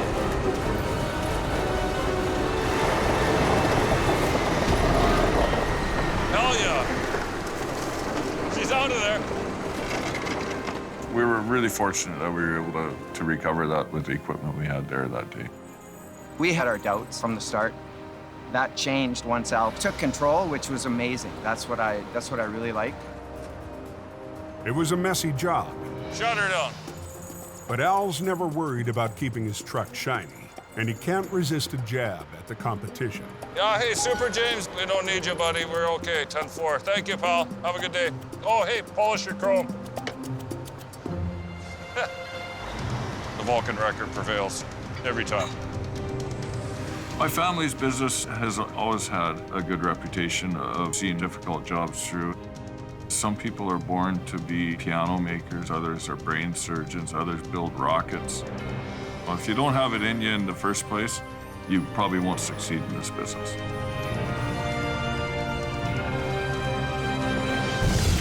Next time on Highway Thru Hell. Go, go, go! It's its own little world up there. 4 seasons of heavy rescue. Basically, we're all fighting them out. Looking back at the twists and turns. Look out, Don! Look out! Look out! Look out! We all get scared. Wow. And what's next for Jamie? I miss driving trucks.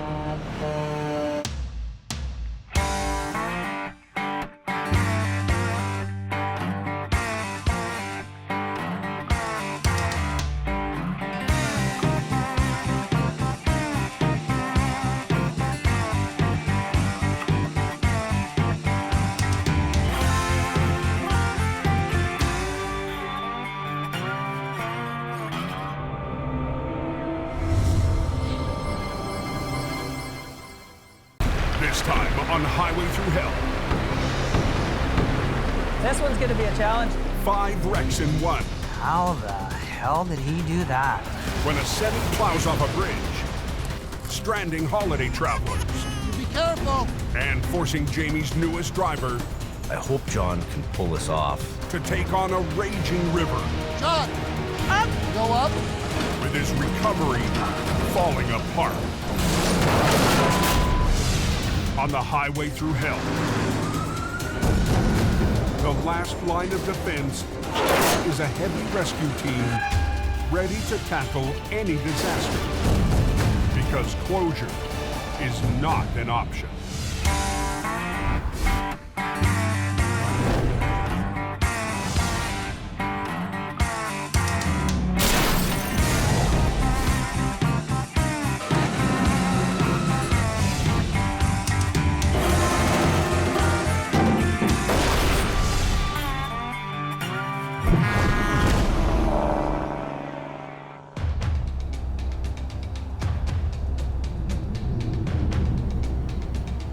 What's the forecast for the hill?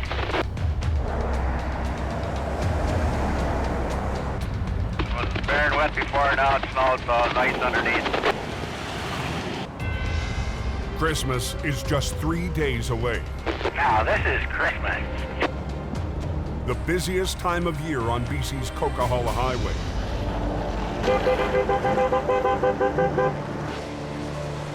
And a bad time for drivers to battle icy roads. It's dropped temp just enough to turn it into a catering. They had the super plow and a single plow going up the hill there. Oh, we have a light snowfall up over the summit at the moment. Air temperature of 0, road of 2. Plow drivers like Michelle McKenna work through the night to keep the highway open. If you're coming back down the hill, throw some sand out. It's a full assault on the mountain. We got trucks as many as we can get on your way toward you at this point. But Highway 5 is already turning to chaos. He's in the median ditch and his trailer sticking out on the hammer lane. Time for Al from Quiring Towing to go to work. Send the green goblin up. The truck was in a 30 or 40 foot deep ravine, nosed in. The Semi was heading northbound when the driver lost control, plowed off the road, and spun into a jackknife. The position of the wreck will make it tough. But with the Christmas freighting travelers, Al wants to keep one lane open. Should be able to get it out.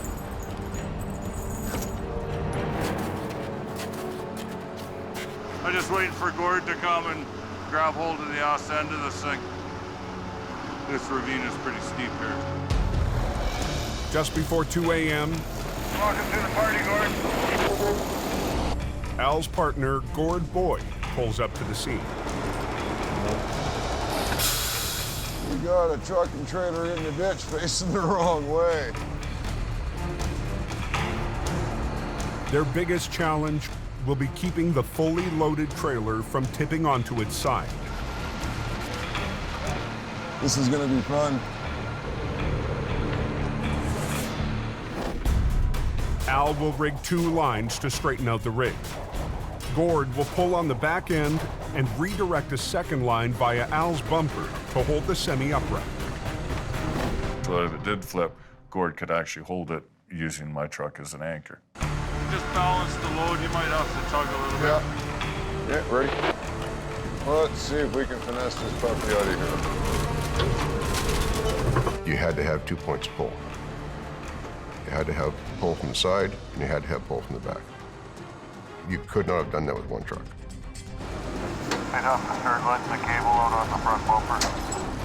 Balanced it. I think I need to pull ahead a little bit. I'm getting pretty close here. These jobs usually happen in 3 or 4 short pulls. They never happen in one long continuous pull. Just freewheel the right one. Yeah, that's good, Gord. While Gord repositions, There you go. I gotta run this other line down to the front. Okay. Al needs to straighten out the tractor. So we can back it out with a little bit of finesse. Back it up onto the road and maintain the vehicle in the lane that we're working in. Do it in one lane. Do it as quickly as possible because you don't know what's coming around that corner next.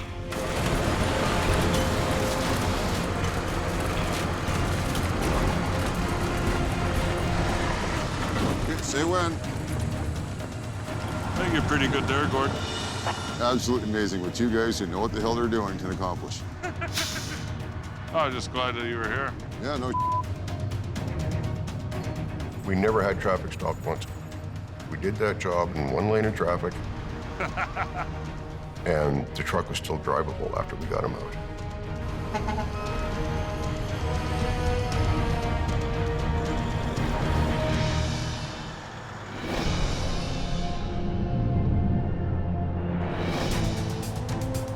The next morning, at Jamie Davis's new Alberta dispatch, the boss is back on the road.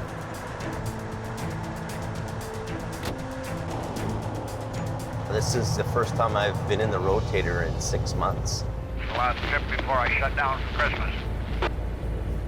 With the holidays, Jamie is short-staffed, and he's got a long list of towing jobs for his regular customers around Edmonton. It's a chance for me to jump in the truck and just go do a job, and it happens to be the coldest day of the year because it is cold. Double B-train tanker in the ditch. An overnight storm has left wrecks all over the roads. They said there was a big wreck between the 11 and the 11A. Semi versus a car, that's a major job to pull that out of there. But Jamie's too busy with simple tows to tackle any big recoveries. It just beats a guy up driving by all these crashes, but I got my plate filled, so I got my jobs to do, and that's Alberta. Very icy right here. It's a pretty treacherous day.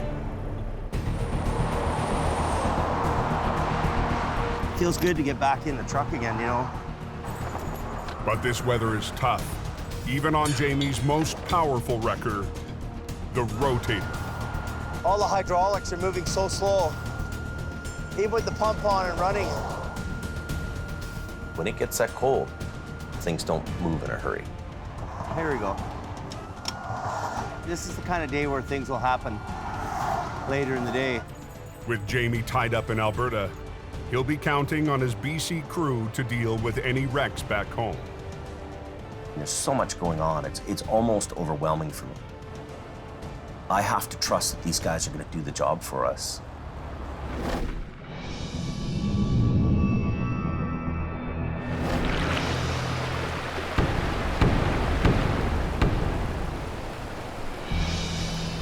2 hours north of Hope. Wow, quite the distance down. Rushing water. The hood's probably ripped off, so we'll have to try and recover that. BC lead driver John is one of the newest members of Jamie's team. Oh, look at that one in the water. He'll have to step up in a hurry. This one's gonna be a challenge.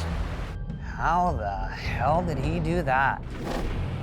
Late yesterday, a tractor hauling a load of campers hit an icy corner, knocking out a railing and plunging off the bridge into the river below. John left to scout the scene right away, but the sun was down by the time he arrived. He hit the bridge pretty hard. He took all the railing from one side of the bridge right off the bridge to the other side. The location made the wreck too dangerous to tackle in the dark. Drivers have been stuck all night. Been away for 2 weeks. It'd be nice to get home. The main route for communities north of Whistler, BC, Highway 99, is completely blocked, stranding holiday travelers at the worst possible time. Could be the biggest job of the year. I hope John can pull this off. I need him to do that. It's down 50, 60 feet into the creek. Trailers sticking up, trucks destroyed, travel trailers all over the place. This wreck has everything that could go wrong written all over it. Wow, quite the distance down. 2 hours north of Hope, BC. This one's gonna be a challenge. A multi-part wreck has shut down Highway 99 2 days before Christmas. This is one of the biggest jobs of the season. Guy over a bridge, off a bridge deck, and it's got campers on the back. This isn't just come and hook this thing up and pull it out in 20 minutes. So far, Jamie hasn't been sold on John, his new lead driver in BC. This'll be fun. Today will be John's real test. I need him to take care of it, and hope he can do it. Highways wanted to open by 10 a.m. That's not gonna happen. My ultimate time goal right now is 3 o'clock to get this out of here and this road reopened. Phil Renault is on his way in Jamie's new 50-ton wrecker, HR 116, the most powerful truck Jamie has in the BC operation. How much further's the accident? On 45 minutes or so. But for a job this size, even 116 won't be enough. Jamie's called in a big gun, a 60-ton crane. Whenever someone goes down there, we've got to tie them off because if they get sucked into the water. Oh yeah, you're gone. We're on a bridge. We're 60, 70 feet up in the air to a straight drop into the water. It's snowing, it's icy, it's cold. The big baby's here, we can get her done. With the tractor, trailer, and the campers, Jamie's team is faced with 5 separate recoveries. I'm Ralph. I'm Phil. Nice to meet you, Phil. The single-lane wooden bridge can't support the weight of the crane plus the load. Isn't that sweet? The operator will have to set up on the road and extend his boom for the lift. Then we'll take that trailer off, and we'll see about getting that one out. Safety chains and straps were put in place for added security during transport. And the 3 campers are also connected to ball hitches, mounted on the main trailer. The first trailer, it's still attached on the ball, yet it's dangling off the main trailer at a pretty good angle. You can get your hook on it and just pull it back, then we can secure it. How sturdy is this trailer? I don't need to be taken out before Christmas. None of us do. John quickly secures the trailer to keep it from slipping further. Trailer's secure. Okay. John will rig 2 lines from HR 116 to the front and back of the first camper. They'll pull the camper back onto the trailer deck. Once it's stable, John will rig it so the crane can lift it free before they tackle the next camper. That should be good.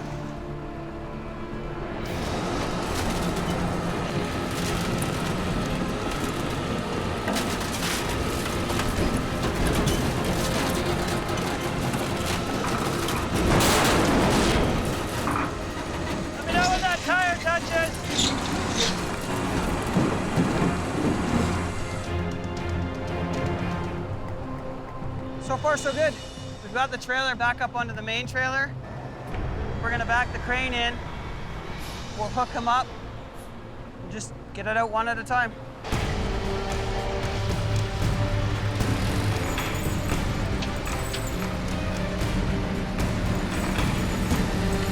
Hooked around. That's perfect, buddy. Clear! Stand clear! They're hoping to wiggle and muscle the hitch free to get the camper off the deck. The ball looks like it's close to snapping out.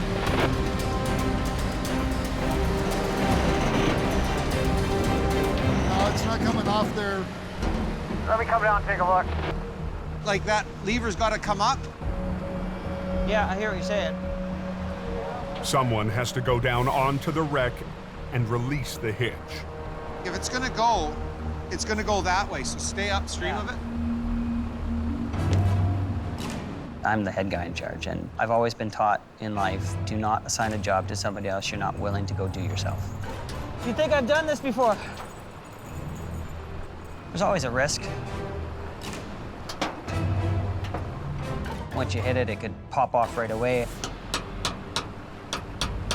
I have a 3-pound sledge. You want to try it? So if you lift it and pound it with the hammer on the front. Released. You come loose? It's out. Perfect. Okay, before you do anything, let me lift. Yeah. Well, before you do anything, let me get out. Yeah. Okay, coming up, guys. How's it looking? It's on the ball. Keep going. Heads up!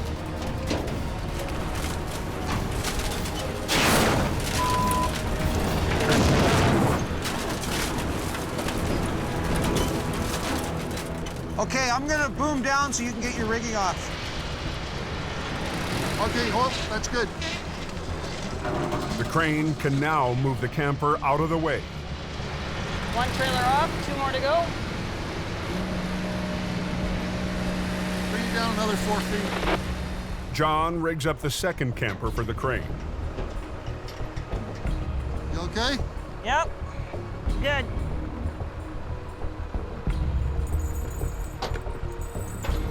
This is a tough wreck, especially for a guy coming from the city, a guy who hasn't worked the mountains. Okay, he's on his way down. Once again, John will have to release the hitch by hand. My feet are braced on whatever I can brace them on, and if I slip, I can slide right underneath this trailer and straight down in the water.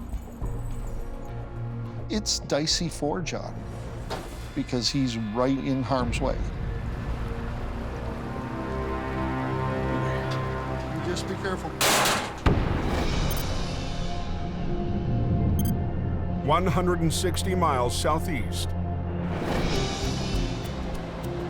Ken Monkhouse is heading to a call up a remote logging road.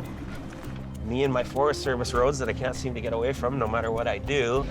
I've had a few white knuckle rides, I won't kid you about that. One of Jamie's longtime drivers, Ken. If I try to come back down backwards, you need to end up in a ditch or over the embankment and die. Had a close call last season. There it goes. On another mountain back road. Look out! I'm okay now, it's all good. This year, Ken's not working for Jamie. Always looking for the grass is greener on the other side of the fence, I guess, but Ken's gone right now to work for another company. He's a great guy. Ken is a great guy. Today, Ken's working with Jordy DePerrin. Yes, Ken Monkhouse is working for me. Jordy runs Mission Towing, a 4th-generation family business. I've grown up in tow trucks. I used to ride with my grandfather as a kid. I needed a pillow to see over the dashboard. They're big shoes to fill. For me, that's the biggest thing is, what would my grandpa do? How would my grandpa do this? I always tell him, I haven't got big shoes, and they're not that big to fill. Just do the job right. But this time, the pressure is on Ken to do the job right. This is his first time working with the boss. Huh, somebody didn't like their anymore. This car is burnt. All the wheels are burned off. The glass is all exploded. Basically, it's just a shell of a car. It's a mess. Nothing's salvageable. So how do you want to do it? A rule of thumb is always turn it around and keep the heavy end up front. That steers. Block off one of these trees and spin it sideways. Grab the front end and take the front end out first.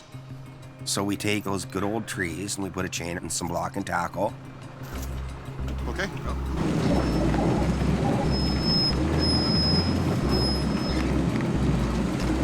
Take it right to you. Beautiful. Right there. Now it's facing the right way. Once we spin it around, we've got to get up to the main road out of this little goat trail that we're in. Good enough. Good there? Beautiful. It's not going to stay on the wheel dollies getting it up this hill. We're going to have to be a little bit crude and drag it up to the top of the hill.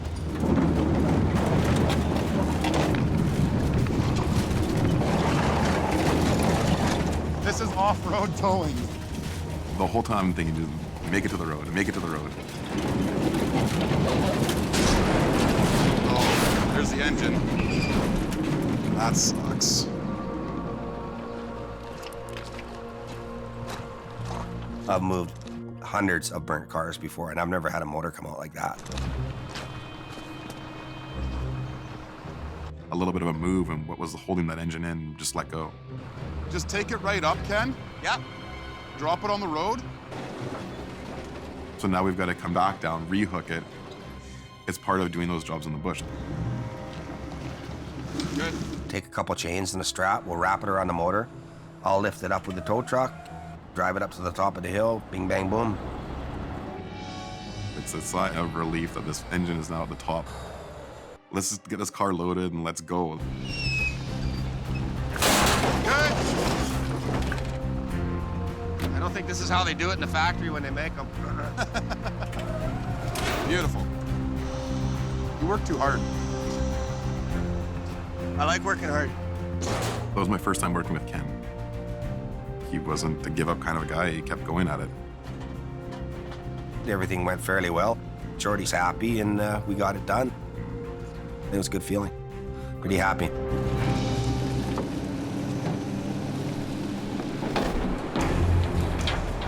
At the bridge, John climbs farther down the trailer deck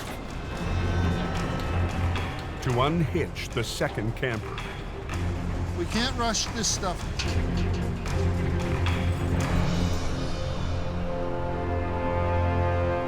We use a piece of rope as a safety line. So I've got one hand wrapped around this rope. Go! Right to your hand. But I'm hanging on to it, making sure that that hand doesn't release or let go, while I'm using my other hands to manipulate the hitch to get it to release. Hang on, he's undoing the safety change, Ralph. Chains are free. Okay, safety chains are free. Okay, it's unlocked now. Just hang on, he's gonna get out of there.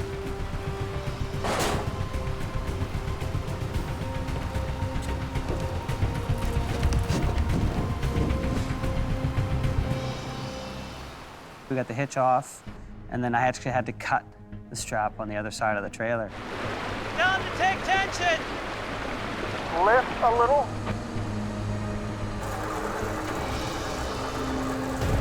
Okay, hold it right there. Okay, hang still. Here I am underneath this trailer, so I gotta make sure that the crane's got all this tension.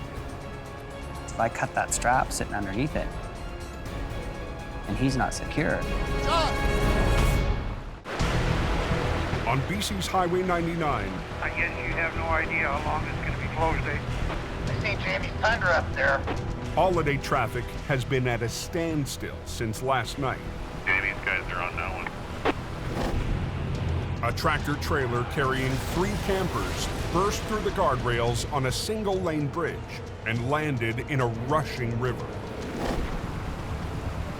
Down to take tension. Lift a little. Jamie's new BC lead, John, is trying to release the second camper. As he cuts the final transport strap, John, you be careful. he needs to make sure he's out of the way if the trailer swings free.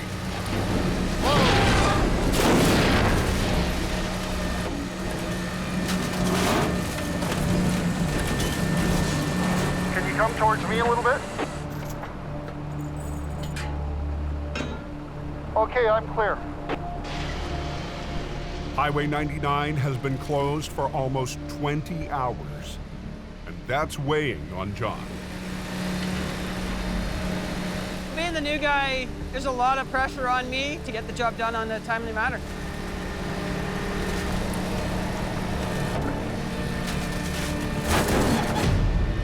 With the camper securely on the ground, John assesses the next challenge. And he doesn't like what he sees.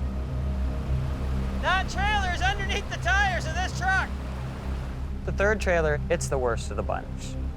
It's completely off the main trailer, and it's actually twisted underneath.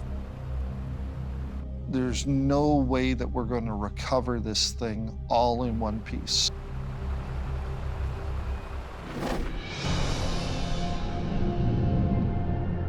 "140 miles south.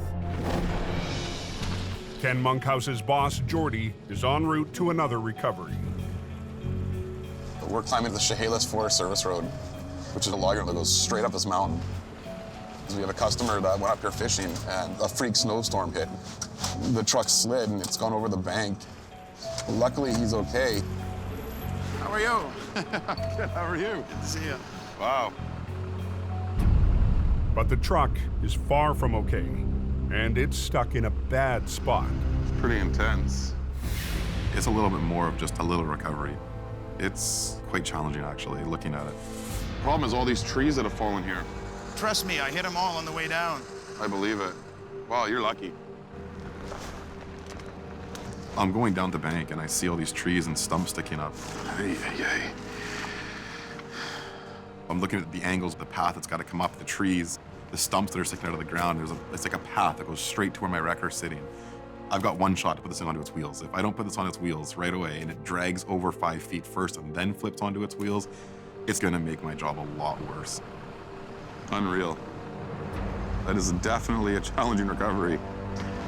With Ken Monkhouse taking the burnt-out car to the scrapyard, I want to be right in the boom, like right here. Jordy's brought a young mechanic with no towing experience to help out.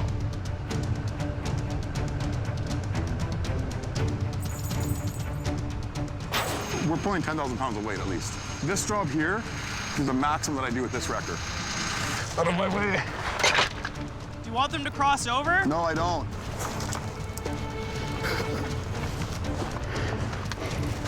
Oh my goodness. This terrain is just absolutely crazy to get through. Jordy rigs to the pickup suspension. Okay, let's go back up. I have one chance to put this truck onto its wheels. It's got to land on its wheels. Physics are right, it should flip.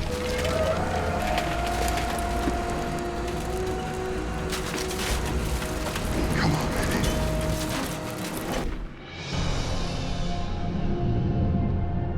Back on Highway 99, Jamie's crew is looking for a spot to chain up the third camper pinned under the trailer. You couldn't have put it in the faster water. I can get on the axle! Can ya? But time is not on their side. Almost there. Oh! Whoa. Darkness is just 2 hours away. Okay, he's got it around the back of the trailer, so now he's just got to figure out how to hook up. John now has to rig the chains around the axle so the crane can try to lift the camper. There's nowhere to step. The water's deep, and it's running fast. I'm down there crawling around, trying to see what I can get at, what I can't get at, where I can hook them, where I can't. Boom down! Boom down. Hold! Hold. Can I hook to here? Can I step at this spot? Am I gonna fall?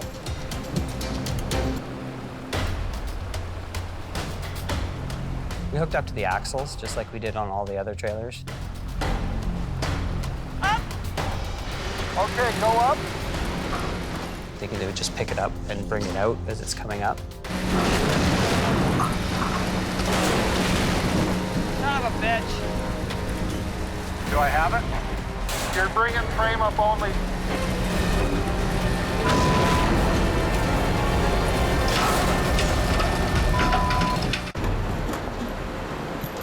BC's Highway 99 has been shut down for over 24 hours.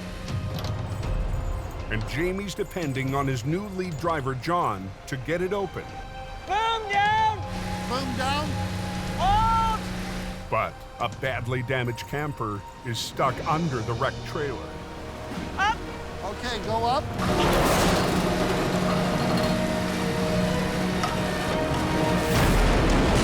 Son of a bitch. You're bringing frame up only. Everything else is staying behind. It's just ripping apart. I'm shaking my head. Pieces of the trailer are flying out. Water's running so fast, they're gone before you could even think about catching them. Down! Back down!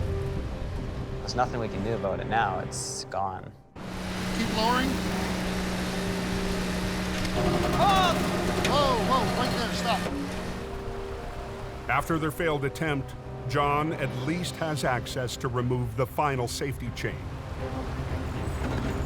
You be careful.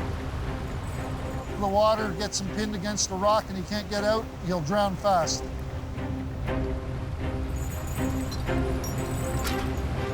Okay, go ahead, lift.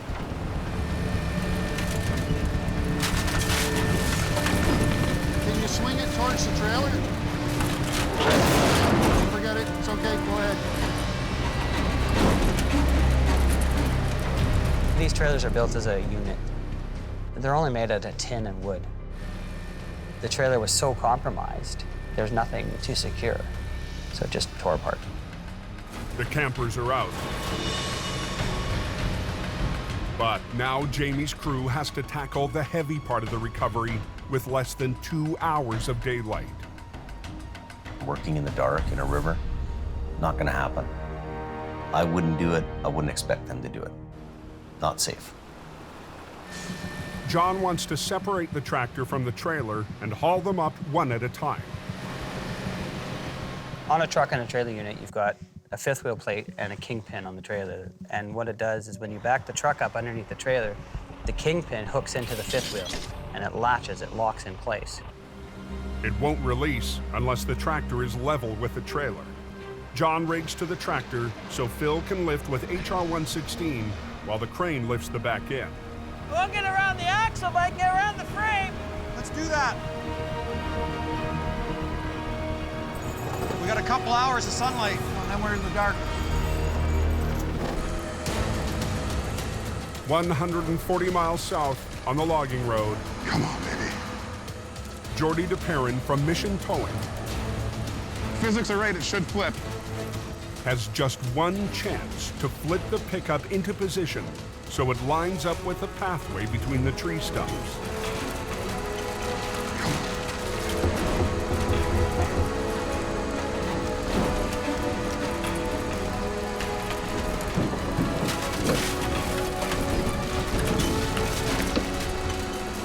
There we go. The truck lands on its wheels. Inside my head, I'm just like, yes! That truck was in the perfect spot for the second stage of that recovery. But Jordy still has to get the wreck through a minefield of brush.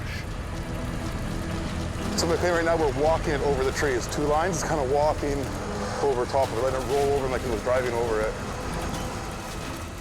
There's a path about 7 feet between these two stumps. I needed to come over top of this and ride through it. They used two lines, and I walked it, so the truck's moving a little at a time. It's like grabbing with your hands and climbing, same kind of an idea to bring it up. The worst part of the recovery is I can't see the pickup truck from where the tow truck is parked. I'm relying on McLean, who is not a tower. Just watch it. I'm gonna lift. Should come over that log. Yeah. Let me know.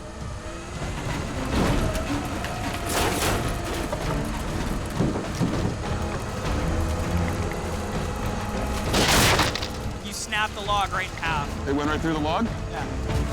Perfect. We never said it was gonna come out pretty. Yep.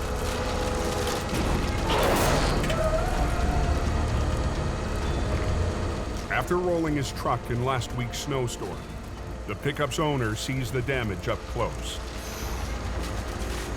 That's my baby, and it doesn't look like it's doing well right now.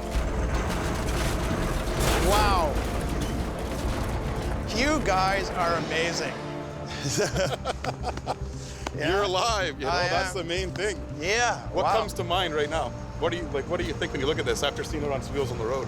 Oops. Right. I can't believe the brunt that cab took.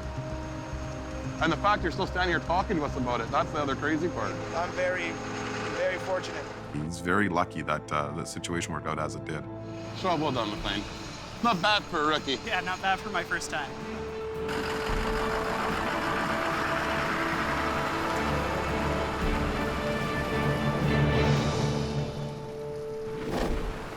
Back on Highway 99, John's rigging up the tractor to HR 116 so he and Phil can try to separate it from the trailer.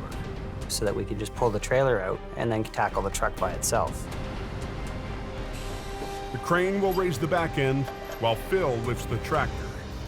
We're running out of daylight. Hopefully this goes a little bit quicker than those trailers did. Phil, pull backward. You need to go up.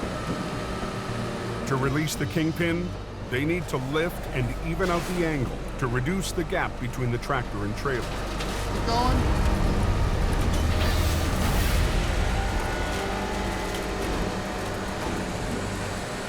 Okay, you're clear of the post.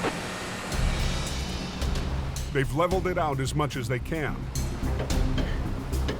But as John tries to release the fifth wheel plate, It's just too much torque or pressure. Either the trailer's twisted in such an angle, the truck's twisted in such a way, it's just not going to release for us. John re-rigs for a better angle on the lift, and they try it again. Get out of there, just pull it up a bit and see what happens. Pull it up a bit. I'm clear, yeah.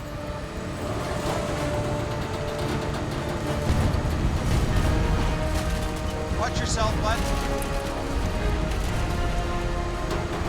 Way too much gap.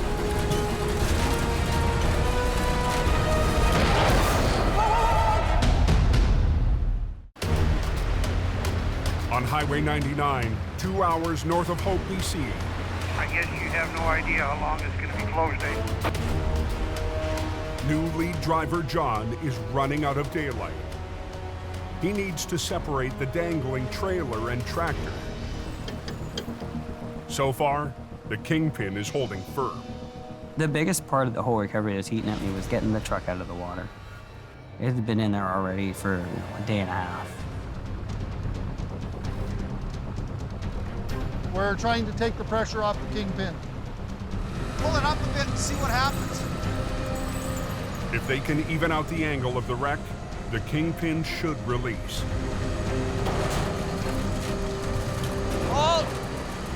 This unit's not stable. Even though nobody's touching anything at the time, the trailer itself can move or shift on you just because you've manipulated a little bit of weight off of it.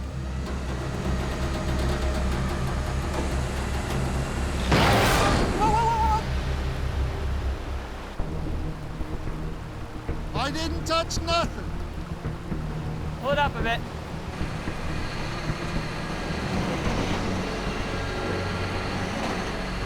Nothing's happening. Still got too much gap. There's too much downforce angle on the trailer towards the truck. So it's not gonna come free. There's nothing more we can do with that. Let's get the crane on and see what we can do with the crane. That's all we can do now, I guess. They'll have to lift the tractor and trailer onto the road together.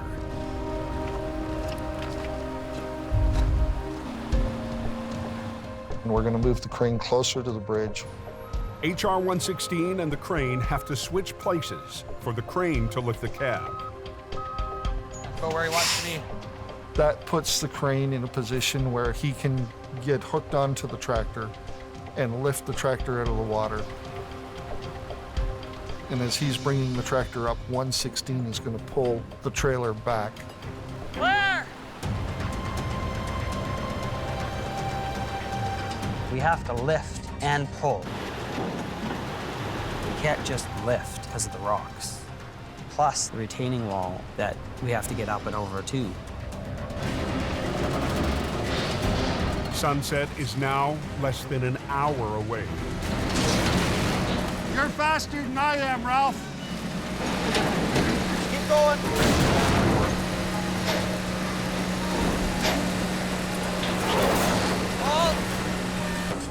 The box is caught on that post.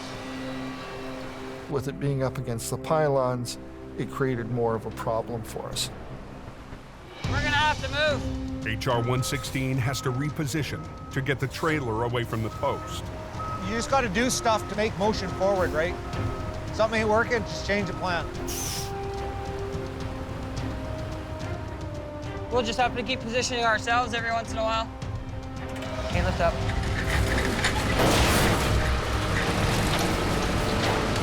He's got the weight now, so we'll be able to lift it right up and out of the ditch.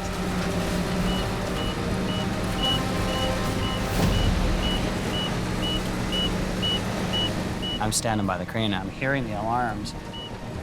If the crane surpasses its capacity, an alarm will sound and the crane will shut down, or much worse. This operator narrowly escapes with his life.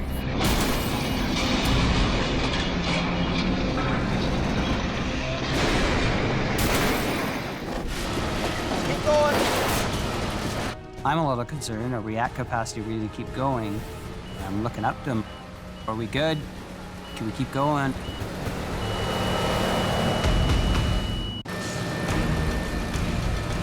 Keep going. On Highway 99, heavy rescue plans to lift a tractor trailer out of the river. I'm hearing the alarms. I'm looking up to him. Are we good? Can we keep going?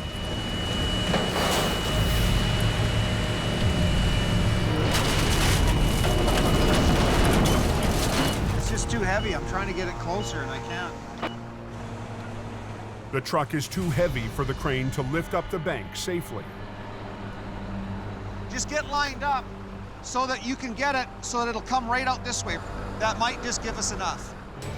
If the wrecker can pull the wreck in closer to the edge, the crane operator can retract his boom, increasing his lifting power. Snug your line up there a bit and then I'll lift. With daylight fading, it's the last chance to get the truck out before dark. I originally told the crew that we'd be out of there by 3:30. It's hitting 3:30 and we're still got more to get out.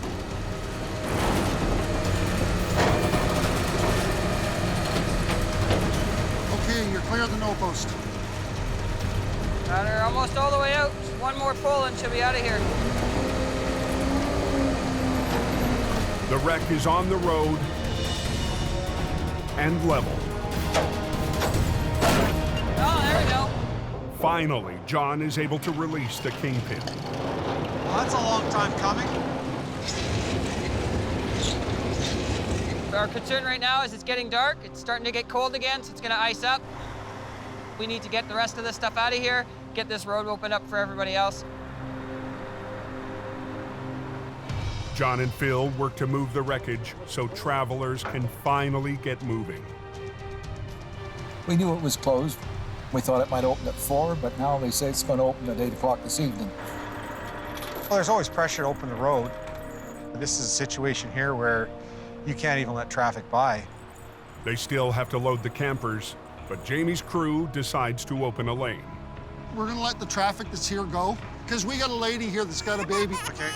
I'll just pull up this side and they can scoot around this way. Yep. We're gonna get you moving. And we're gonna get you guys going. Okay? The crane's moved.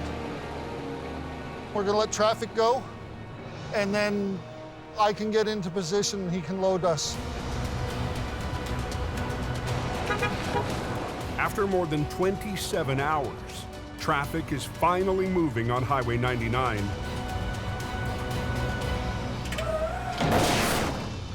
While John oversees final cleanup. John's working his way up the respect meter with me. Jamie's got his confidence in me, so I'm very happy for that. He's proven himself out there in the field. You know, you can't argue that. Have a Merry Christmas. Yeah, good job. Good job. It was a pleasure meeting you. We don't have to spend the night. No, we're out of here. We're gonna head home. It's exhilarating. We got the job done. We got the road reopened. The vehicles are loaded on the respective units. The trucks are ready to pull out. And everybody's gonna be home for Christmas. It's perfect.